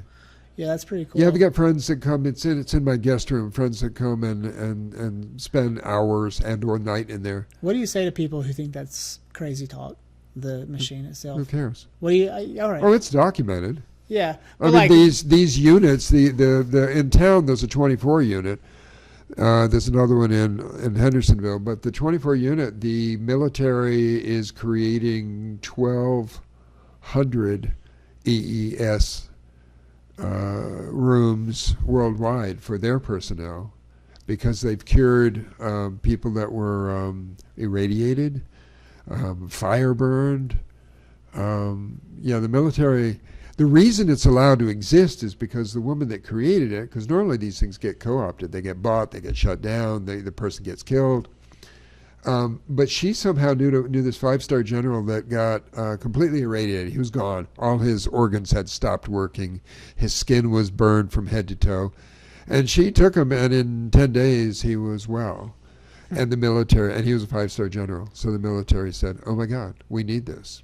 So she's been able to work that way. So, that's this whole divine intervention thing. well, you wonder about the projects that the military has going on that we don't know anything about. Well, they have jump rooms, apparently, which eventually we will have. Jump probes. Jump room. A jump room is when you go into a jump room, and in 2 seconds you can be on our Mars base or our moon base or Venus. You can go to Rome. You can go have lunch in Rome and then jump back. Once this technology is allowed to be mainstream. Well, a lot of people in the mainstream right now would be rolling their eyes at you about that topic because it's very science fiction and woo-woo, right? Yeah, who cares? But at the same time, like You can probably this type of concept is in the sphere of potential, if not already. ETs have given us so much, and of course the military has found all these down things and stuff, some of which they've allowed us to have, like computers. Can you break down the history of the ETs for us? If you know, you seem to know a lot about it. Can you tell me what it is that's happening, why they're here, and how long they've been here, and what their reasoning is? That's hours and hours and hours of discussion. Can you give me like a book for dummies real quick? There's been bad ETs and good ETs. The bad ETs have basically all been eradicated Okay. just recently, like within the last few years. Okay. And those are like the lizards and like the reptilians. Yeah, not all lizards are bad, but they've done all kinds of things, and a lot of the child trafficking has to do with them because they eat babies, and the minions under them, like Rothschilds and Bowers and so forth and so on. Those guys are all Satanists, and they take their orders from the bad ETs, so they end up giving them children to eat. It's part of the bargain. You feed us, we do our demonic rituals, we bleed people out, we make adrenochrome out of the children's blood, yada yada. And half of Hollywood are Satanists, and God knows more than half of DC probably. But that's all under Uber bosses that were ETs, but apparently all of those guys have now been eradicated. The good ETs watch us because they don't want us to blow this planet up. There's reasons for it not to blow up, and even, just a few nukes could do serious damage not only to our planet, but apparently it shocks its way into other levels of reality creation. It also messes with our progress, and our progress is important. And our DNA is here for a reason, and that's what the whole vaccine thing was about, was fucking with our DNA. Why? So, well, because our DNA was headed toward this golden reality, and if it's taken to the point where it's containing more dark matter than light matter, then the whole transition of Earth couldn't happen, and the lizards could keep living here. But the object was to. What's your take on that? I don't know if you saw this documentary, but there was a documentary on Epstein Island not long ago. Yeah, and there was a woman who painted a depiction of all of the people inside, let's call it Epstein's high court. Yes. And they talked about the guy from. She also painted pictures of the swimming pool at the Biltmore House with children tied up to the wall. Really? Yeah. Super spooky, dude. Creepy. When you go in there, you do get kind of creeped out. Oh, my hair stands on end. Oh yeah. Yeah, and did that swimming pool. There's something about So it. you're telling me that all of that was going down at Biltmore? Yeah, probably still is. Probably still is. I mean, there was also slavery and all kinds of other stuff that happened there, but yeah, I mean, that's the bad stuff, is the child sacrifice. It's super weird that they parade people through that thing every day now. I know. Well, it's called in your face, or in plain sight is the satanic motto. Mm-hmm. Okay, so there's an interesting story that would be a great screenplay, but apparently there were these kids in the 70s before the Biltmore was made nice again, and they lived in that neighborhood back in the woods behind the Biltmore property. Okay.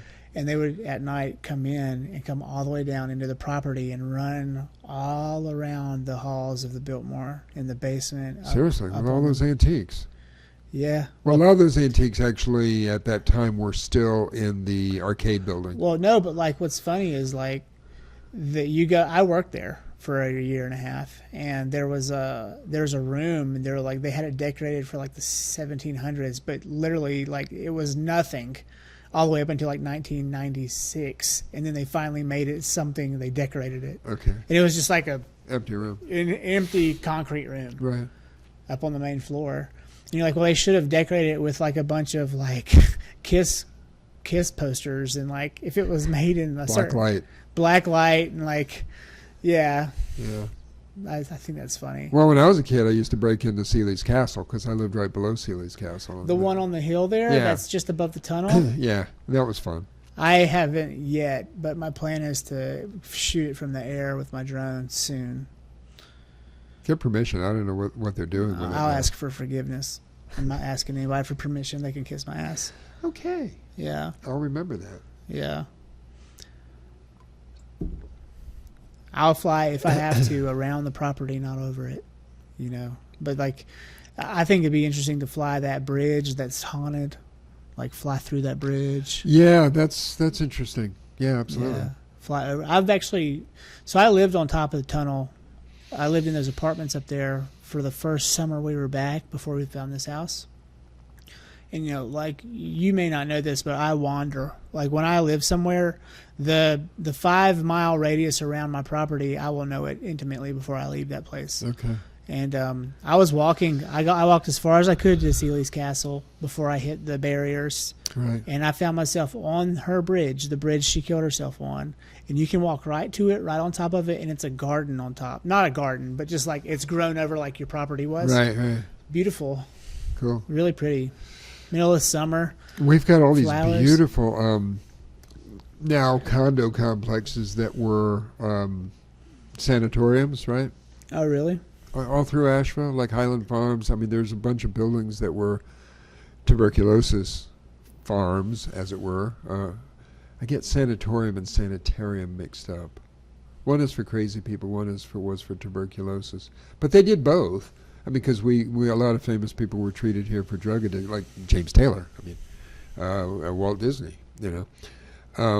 But a lot of those buildings have turned into condo complexes, and you figure if this was a serious insane asylum, it's going to have some hauntings in it. Mm-hmm. So a lot of people have experienced, things walking down the hall and crap like that. So. grandparents grew up they didn't grow up. I grew up in my grandparents' house, basically in Bryson City, just at the top above the train tracks, and they looked down on town, best view in town. And he was the pharmacist at Swain Drug whenever I was a kid.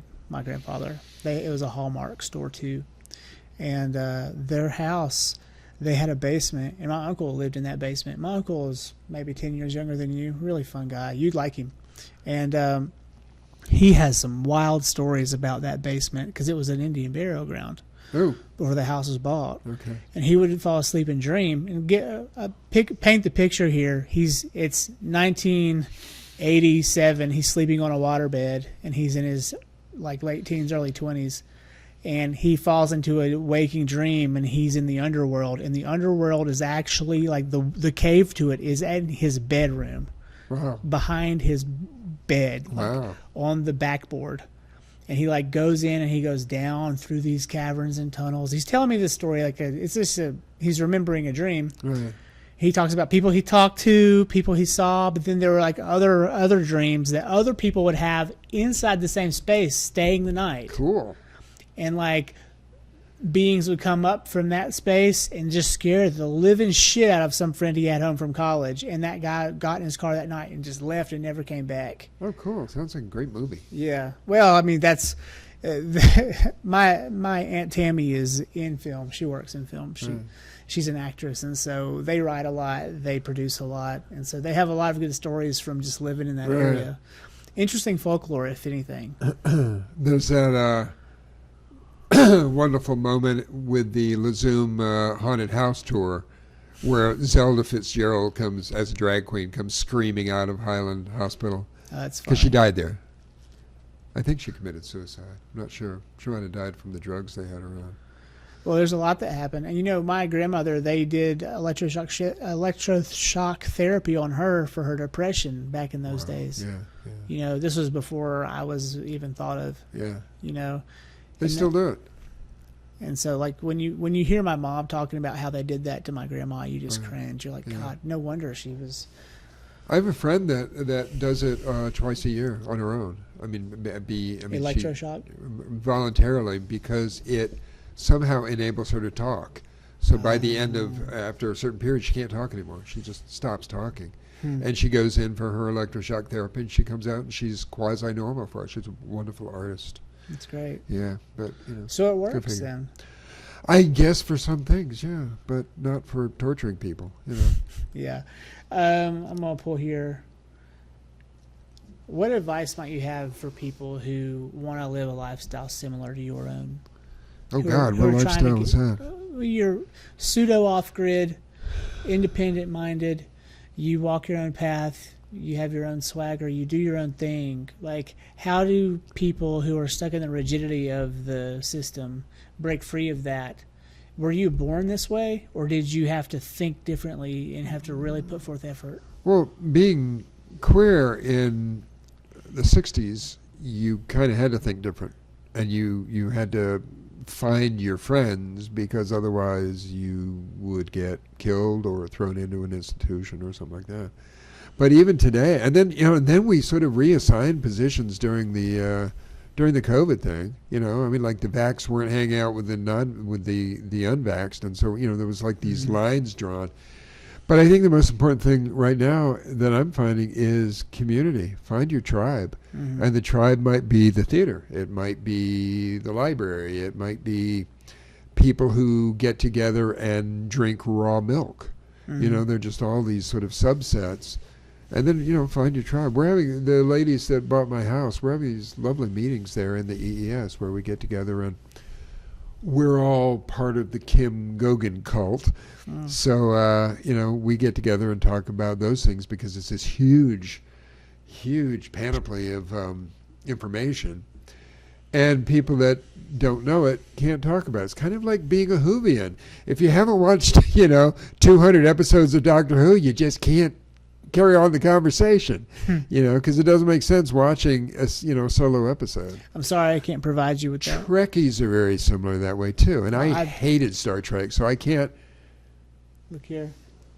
Oh yeah, yeah, yeah. CNX-01. I got the Oh NX-01. no, I'm sorry. Yeah, okay. I wasn't. No, I love Trekkie. It's Star Wars I hate. Yeah, well, Yeah, okay. no, Star Trek I adore, Well, especially the last 3 movies. Yeah, I can relate to the Star Wars thing. I just don't get it.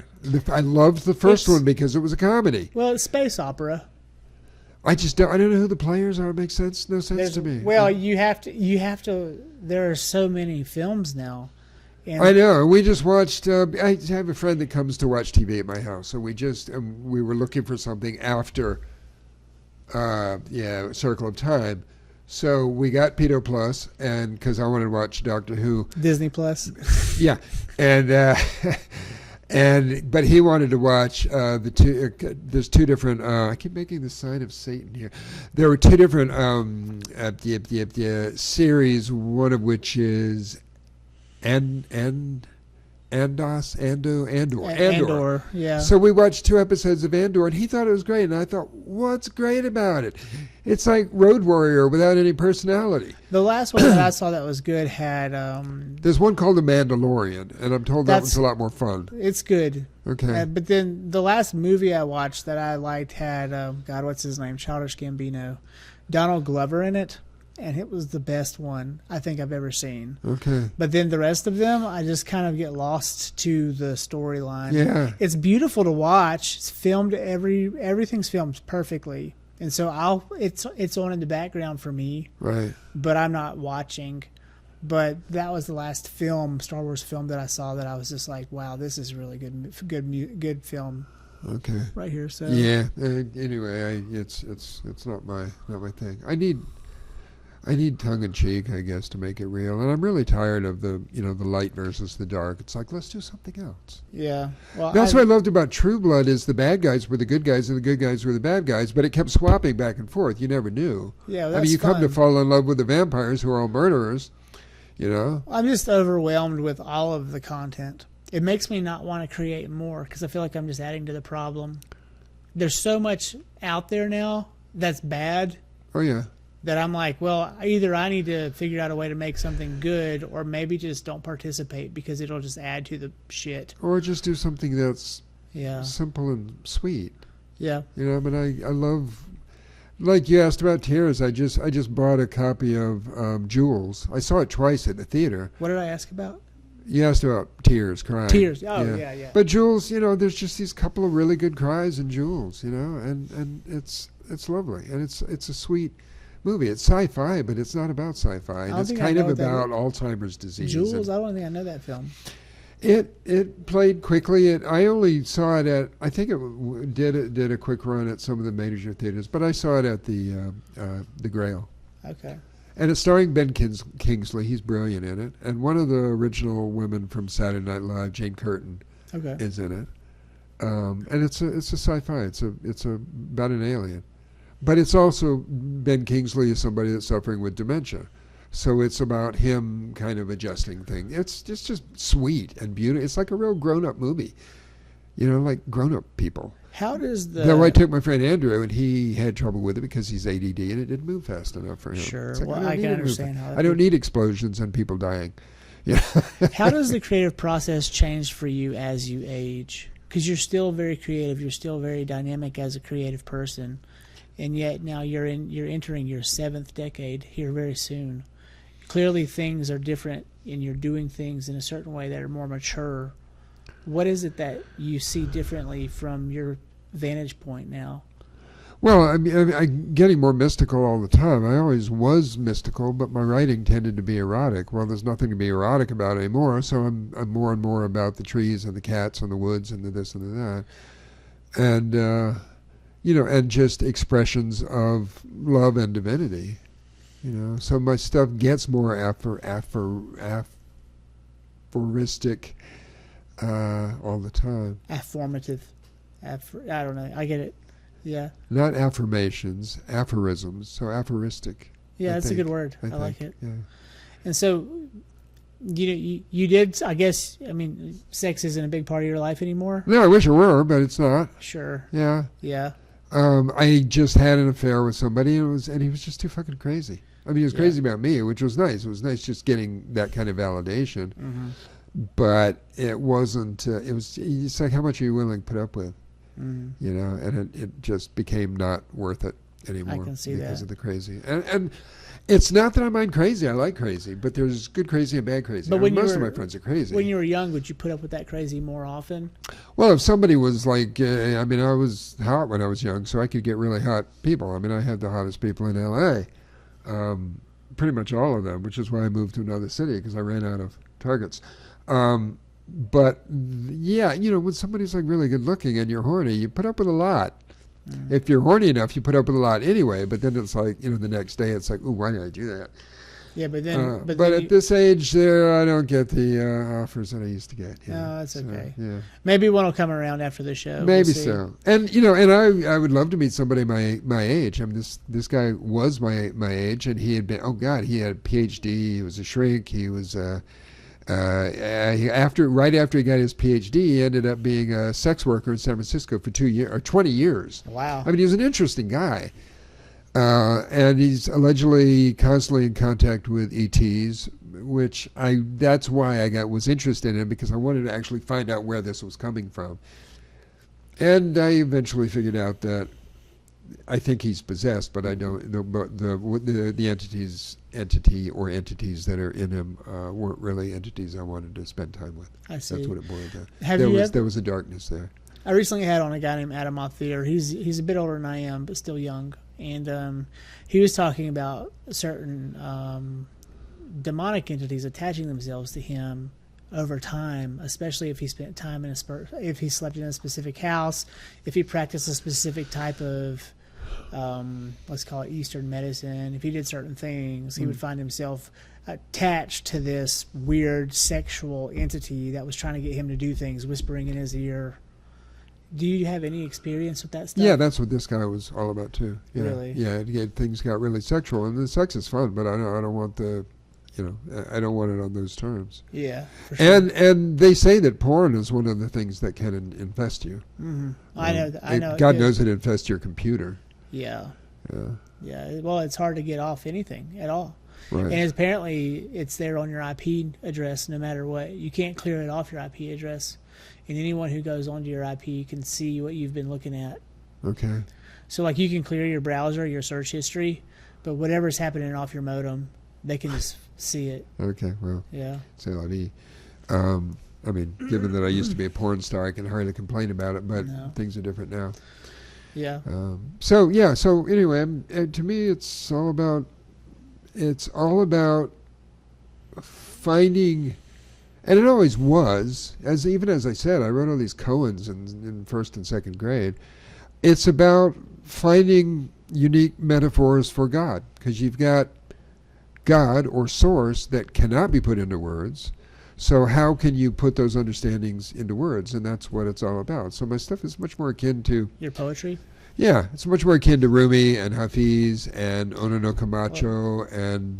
That's how mine's coming out. Like, a lot of the poetry I wrote in 2020 was literally, like, I would ask the vast void that is God.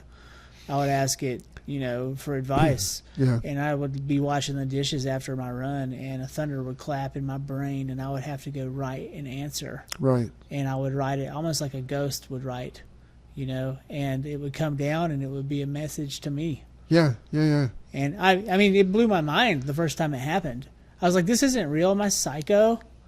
Like, is this me bullshitting myself? But then, like, later I was like, no, it feels like my higher self is talking to my lower self almost. Which is exactly what we need. I mean, what else is there? Yeah. I mean, it's not to say if I, didn't have a wonderful romantic night with somebody, I'd write about it. I would. Mm-hmm. But in terms of where we're going right now as a planet, and at my age and, blah, blah, blah, I'm more interested in God, because I'm going to spend a lot more time with him than I, am with... What's your take on how people in the psychedelic space, people are saying that we are an extension of God. We are God, and that we have the choice to act as God or to act as the alternative Right. to that. Well, it's all words, right? I mean, you can't express that which can't be expressed. Well, I'm sitting here talking to a person who sits in the entity of what someone might think God looks like. Right. your white beard, your white hair, Well, your sweater. That's a version of God, but no, God doesn't look like that. But yes, I mean God. But the patriarchal, stereotypical type of God that Right. you are. It's on the computer right there. Right. Yeah, that's you. Someone just sent me a brilliant one of those, and it's activated. It's the God there with the finger, but there's a cat at the other end batting the finger. It's really cute. What I love about that is, I guess that's Adam on the right. Yeah, it's the creation. But what I love is like how his dick is limp. He's not interested in anything God has to say, and God's reaching out hard, trying to reach him, and he's like, "What do you want?" And he's arrogantly like, "I don't care what you think." I think you're projecting a little bit. Well, I think I am, because I often exert effort to reach out to people because I want them to know good. I want to be good to them, and I get that effort back. I get But of course this is all wrong, because actually God in that image would have been an Anunnaki scientist, and Adam is just the latest in a round of genetic modifications. primate. So there should be like some test tubes around and things like that. It's a That's very funny. different thing. But Michelangelo didn't really get that. So I'm down to about 7 minutes left on my hard drive over here. I want to ask if glad you still have a hard drive. I know. Well, it's the only way this thing will work. But the one thing that fascinates me is the near-death experiences that I can hear now, because we live in 2024, and you can go online on YouTube, and there's thousands, Right. if not millions, of near-death experiences that have been told on video, audio. Sure. Have you had any of these experiences yourself? And can you talk to me about what you've found from the extension of those experiences? Well, I mean, I think one of the main things that happened, I died several times as a kid, and each time I went to the other side, and each time I tried to get through the gates, and each time my guides were like, and I'm like, no, you don't understand. You haven't met my mother. I'm not going back. No, you're not done. You have to go back. It's funny. So this happened a number of times. A couple of times by drowning, once by inhaling a pecan, and yeah, seriously. And then I've had momentary flashes of that, like climbing a mountain when I realized that I was dead. That I was going to die. That I was in a place in an underhang, and the one rock that I was hanging on to was wiggling, and there was absolutely no way to not fall down 200 feet onto the scree below. And then all of a sudden something just grabbed me by the scruff of the neck and pulled me up and over the rock. Bang. I had that happen to me as a child one time. So these things give you perspective, and I've never worried about what was on the other side, because I know it was beautiful. I mean, when I drowned the first time as a 3-year-old, I just walked down into the water and kept going, and there was these beautiful spirals of sound and light and music, and I was like, of course I didn't want to go back to my mother. And then all of a sudden, bang, I'm on the side of the swimming pool barfing up a cheeseburger with the lifeguard, working on my back. Are your parents still here, or are they passed? No, they're gone. And did you ever have any dreams of them after they passed? No, I'm not. I wasn't interested in my parents particularly. Okay. What was Yeah. weird for me was my grandfather came to me when I became a professional filmmaker around 2002, Right. maybe 6, and it was just him showing me that because he was a hobbyist filmmaker, and I saw what he was doing. I thought it was the coolest thing ever, and I was like, well, I'm going to do that. I didn't think about, well, I could be a pharmacist like him. No, I was like, I'm going to do that. Right. And he came to me after I had some success in my first few years in a dream, and it was, I could see my videos. They were motorcycle racing videos, give you an idea of what I was doing. But they were on the screen, and they were sepia tone, and it was an old black and white tube TV like he would watch. Like the big set had the speakers. It was like the big brown one with furniture around it. Right.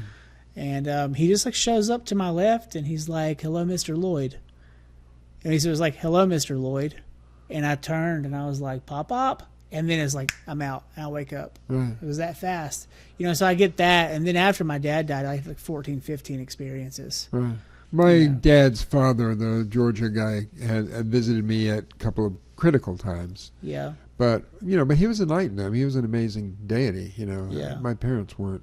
that, and I never felt particularly connected to Well, that. I've been surprised by my father's power in my dream state. Yeah. Well, you never know. Because he didn't act like. You don't know what his soul was, what his soul Yeah. contained. He was like very contained inside whatever box he was in while he Right. was here. And he was a football coach. He's very straight and narrow, straight edge, no drinking, no drugs, no nothing. And he died, a heavyset guy, at 63 in 2014. And so then after that, it was like, all of a sudden he's like present. Like I had an experience where like we were in the wake of his death. And my cousin Wes and I were just sitting outside, and we were going. My buddy Jason had given us some moonshine, and it was like really good. You could light the cork. It would like light. It was a candle basically. And Wes was packing some weed into a bowl, and my dad's dead, but it's like 3 days after he died. He's mad, and I can feel him screaming next to me because of the moonshine and the cannabis. Okay. And he didn't understand it, And then after we had this conversation, Wes was talking about how his uncle had got him hooked on heroin and coke or whatever. And I was like, I wouldn't know. I haven't done those drugs. And the moment my dad heard me say that, that energy went placid around me. But I could feel it. And I wasn't stoned. I wasn't drunk. Right. It's very weird how... Well, my experience in Glastonbury, where I was taken down into this pod underground, I wasn't asleep. It was like it was an out of body experience, but I wasn't asleep. So and Merlin did that to me a couple of times. I went walking with him up Mount Shasta, and that's where he taught me how to channel him. And then another time, Saint Germain, we were a friend and I were channeling, and Saint Germain came into Prestia. I was channeling other people. They were going back and forth. We call it dueling channels. And Saint Germain said, "There's this gentleman from some other star system up at the top of the hill behind a certain tree, blah blah blah, and he would very much enjoy a hug." And this was a full, just physical reality. And I walked up there, and there was this guy, and he saw me, and I opened my arms like that, and he came running over and wrapped his arms around me, and he didn't speak. He chirped like a bird, and which I guess some races do. And, then I backed off, and he just needed that hug. He needed that connection. I guess he was... And was this an out of body, or were No, you this was physical. This was real. Well, you never had any real, English words with him. He just chirped. He chirped. Huh. Did you understand what he was saying? No, Okay. no, not at all. I just got that he chirped, and I forget. And Saint Germain said where he was from, and I didn't. My brain has lost that. It doesn't matter anyway. He probably was from Telos, which is the city down inside Shasta, and he came up because of the harmonic convergence. The place was crawling with hippies doing all this, channeling and stuff. He probably just wanted to experience, see what was going on. But he needed that connection, and I was able to connect with him, which was a blessing for me, too. I should have spent the whole day with him, but that probably, if that had been appropriate, I probably would have. Huh. But I kind of was embarrassed. It's like I felt like I was invading his space. But he cried on my shoulder. It was beautiful. Wow. It was really nice. So that was my one ET meeting. I've seen plenty of ships. I've been buzzed. All kinds of stuff. But What do you think that is? Why are some people chosen to see these things? well, so it has to do with your consciousness. You can, once when I got to Shasta, I was with a car full of people. I got out of the car, and 2 light ships just buzzed right over our head, and I was all excited. And everybody said, "What are you excited about?" It's like, well, those ships. And it's like nobody saw them. Nobody me. but you. And they can do that. They can, like an ET can walk up to you and you might see it and nobody else does. They can affect your consciousness that way. The more advanced races, of course, because they're light years more advanced than we are. Do you think there are people here on Earth who don't know they're ETs? That have their brain cleared so that they can have a more unique, authentic human experience? I think probably shitloads of them. According to Dolores Cannon, a lot of people are ETs. Well, then you have that conversation of old souls versus new souls. Yeah. And I feel that... And basically humans are ETs. We're made out of stardust. We're made out of DNA from other places. Well, I just feel like... But it's been going on for a long time. From a young age, I've had friends, and I'm like, man, I'm just not even on their level. They're younger than me. Yeah. Even though they're the kids today are just remarkable. Some of them are stupid kids, but there are kids today that just know everything. Mm-hmm. Yeah. And you think that again, that's why I wouldn't send my kids to school, because school's going to teach them that all that shit's bullshit. But the kid knows. I mean, I've walked up to like 3 and 4 and 5-year-old kids and said, what were you in your past life? And they'll tell you. Until their parents say, oh, that's silly. My friend Adam and I were talking, and he was saying that his kid, when she was like 2, was speaking in some weird Chinese dialect. I do that. And he was like, what's your name? And then she's like, Zhu, Zhu, Zhu. And he's like, no, your name is so-and-so. Enter American name here. And that was, it's like, so like, the funny joke we had was someone's literally blown up in Ukraine, and then they pop out some other woman's vagina immediately after in America, and they're someone else's kid immediately after they die. It's usually not immediate, but they say that kids up to the age of 6 or 7 can switch souls. So the kid that you had at birth might not be the kid that you end up raising. Wow, that's weird. Because souls are very fluid at that point, kind of like they are with animals. Animals can come and go. So the souls can change based on the parents and what the soul needs. Based on the soul, yeah, and it's all about what the soul needs. And the soul might need those 3 years with you, but don't need the next 50 years. Well, with but you. then that's kind of weird how you explain like the enlightenment of someone in middle age too. Because, you can meet someone who was a real hard-nosed motherfucker from 20 to 40, but then they have some great enlightening moment, whether it involved mushrooms or not,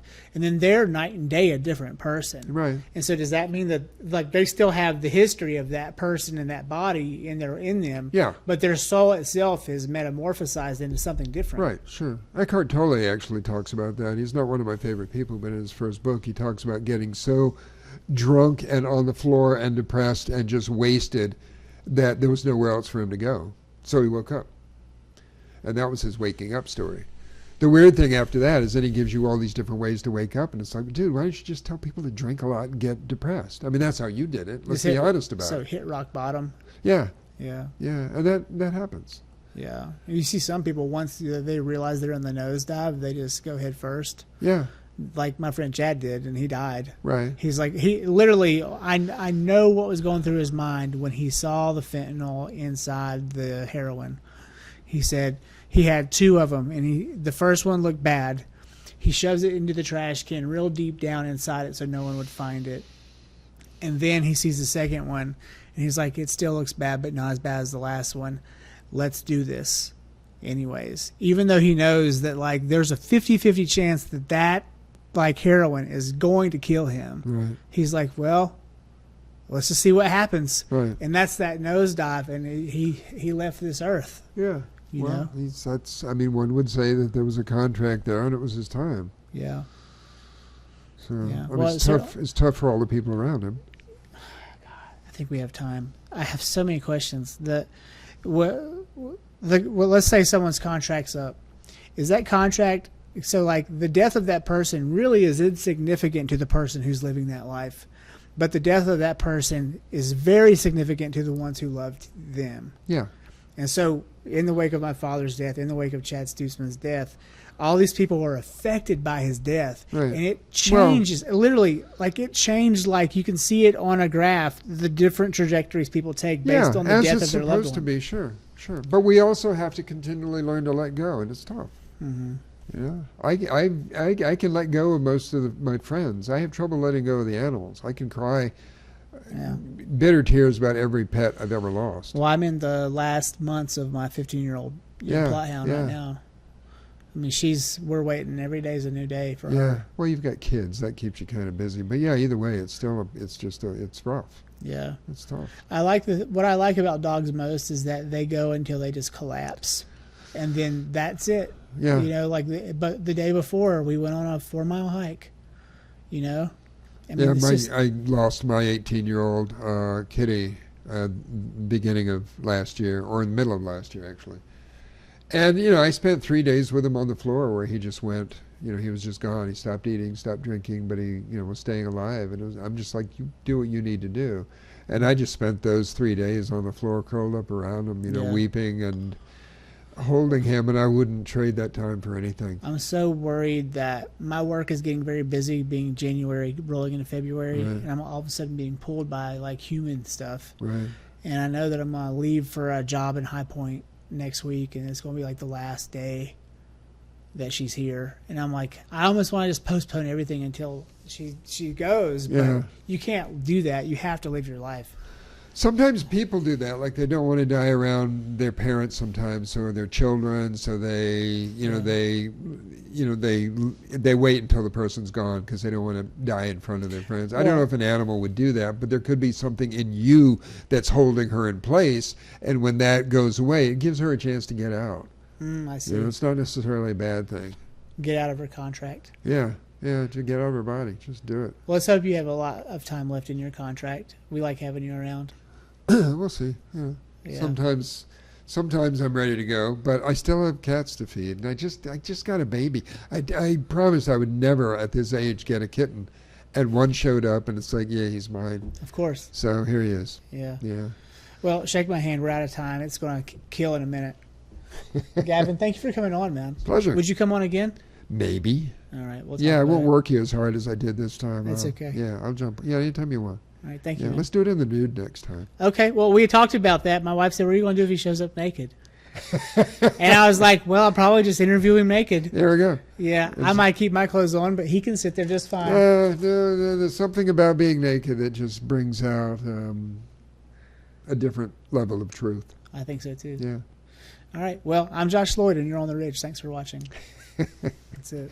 Hey, Yeah. more cookies. Yeah. I want a piece.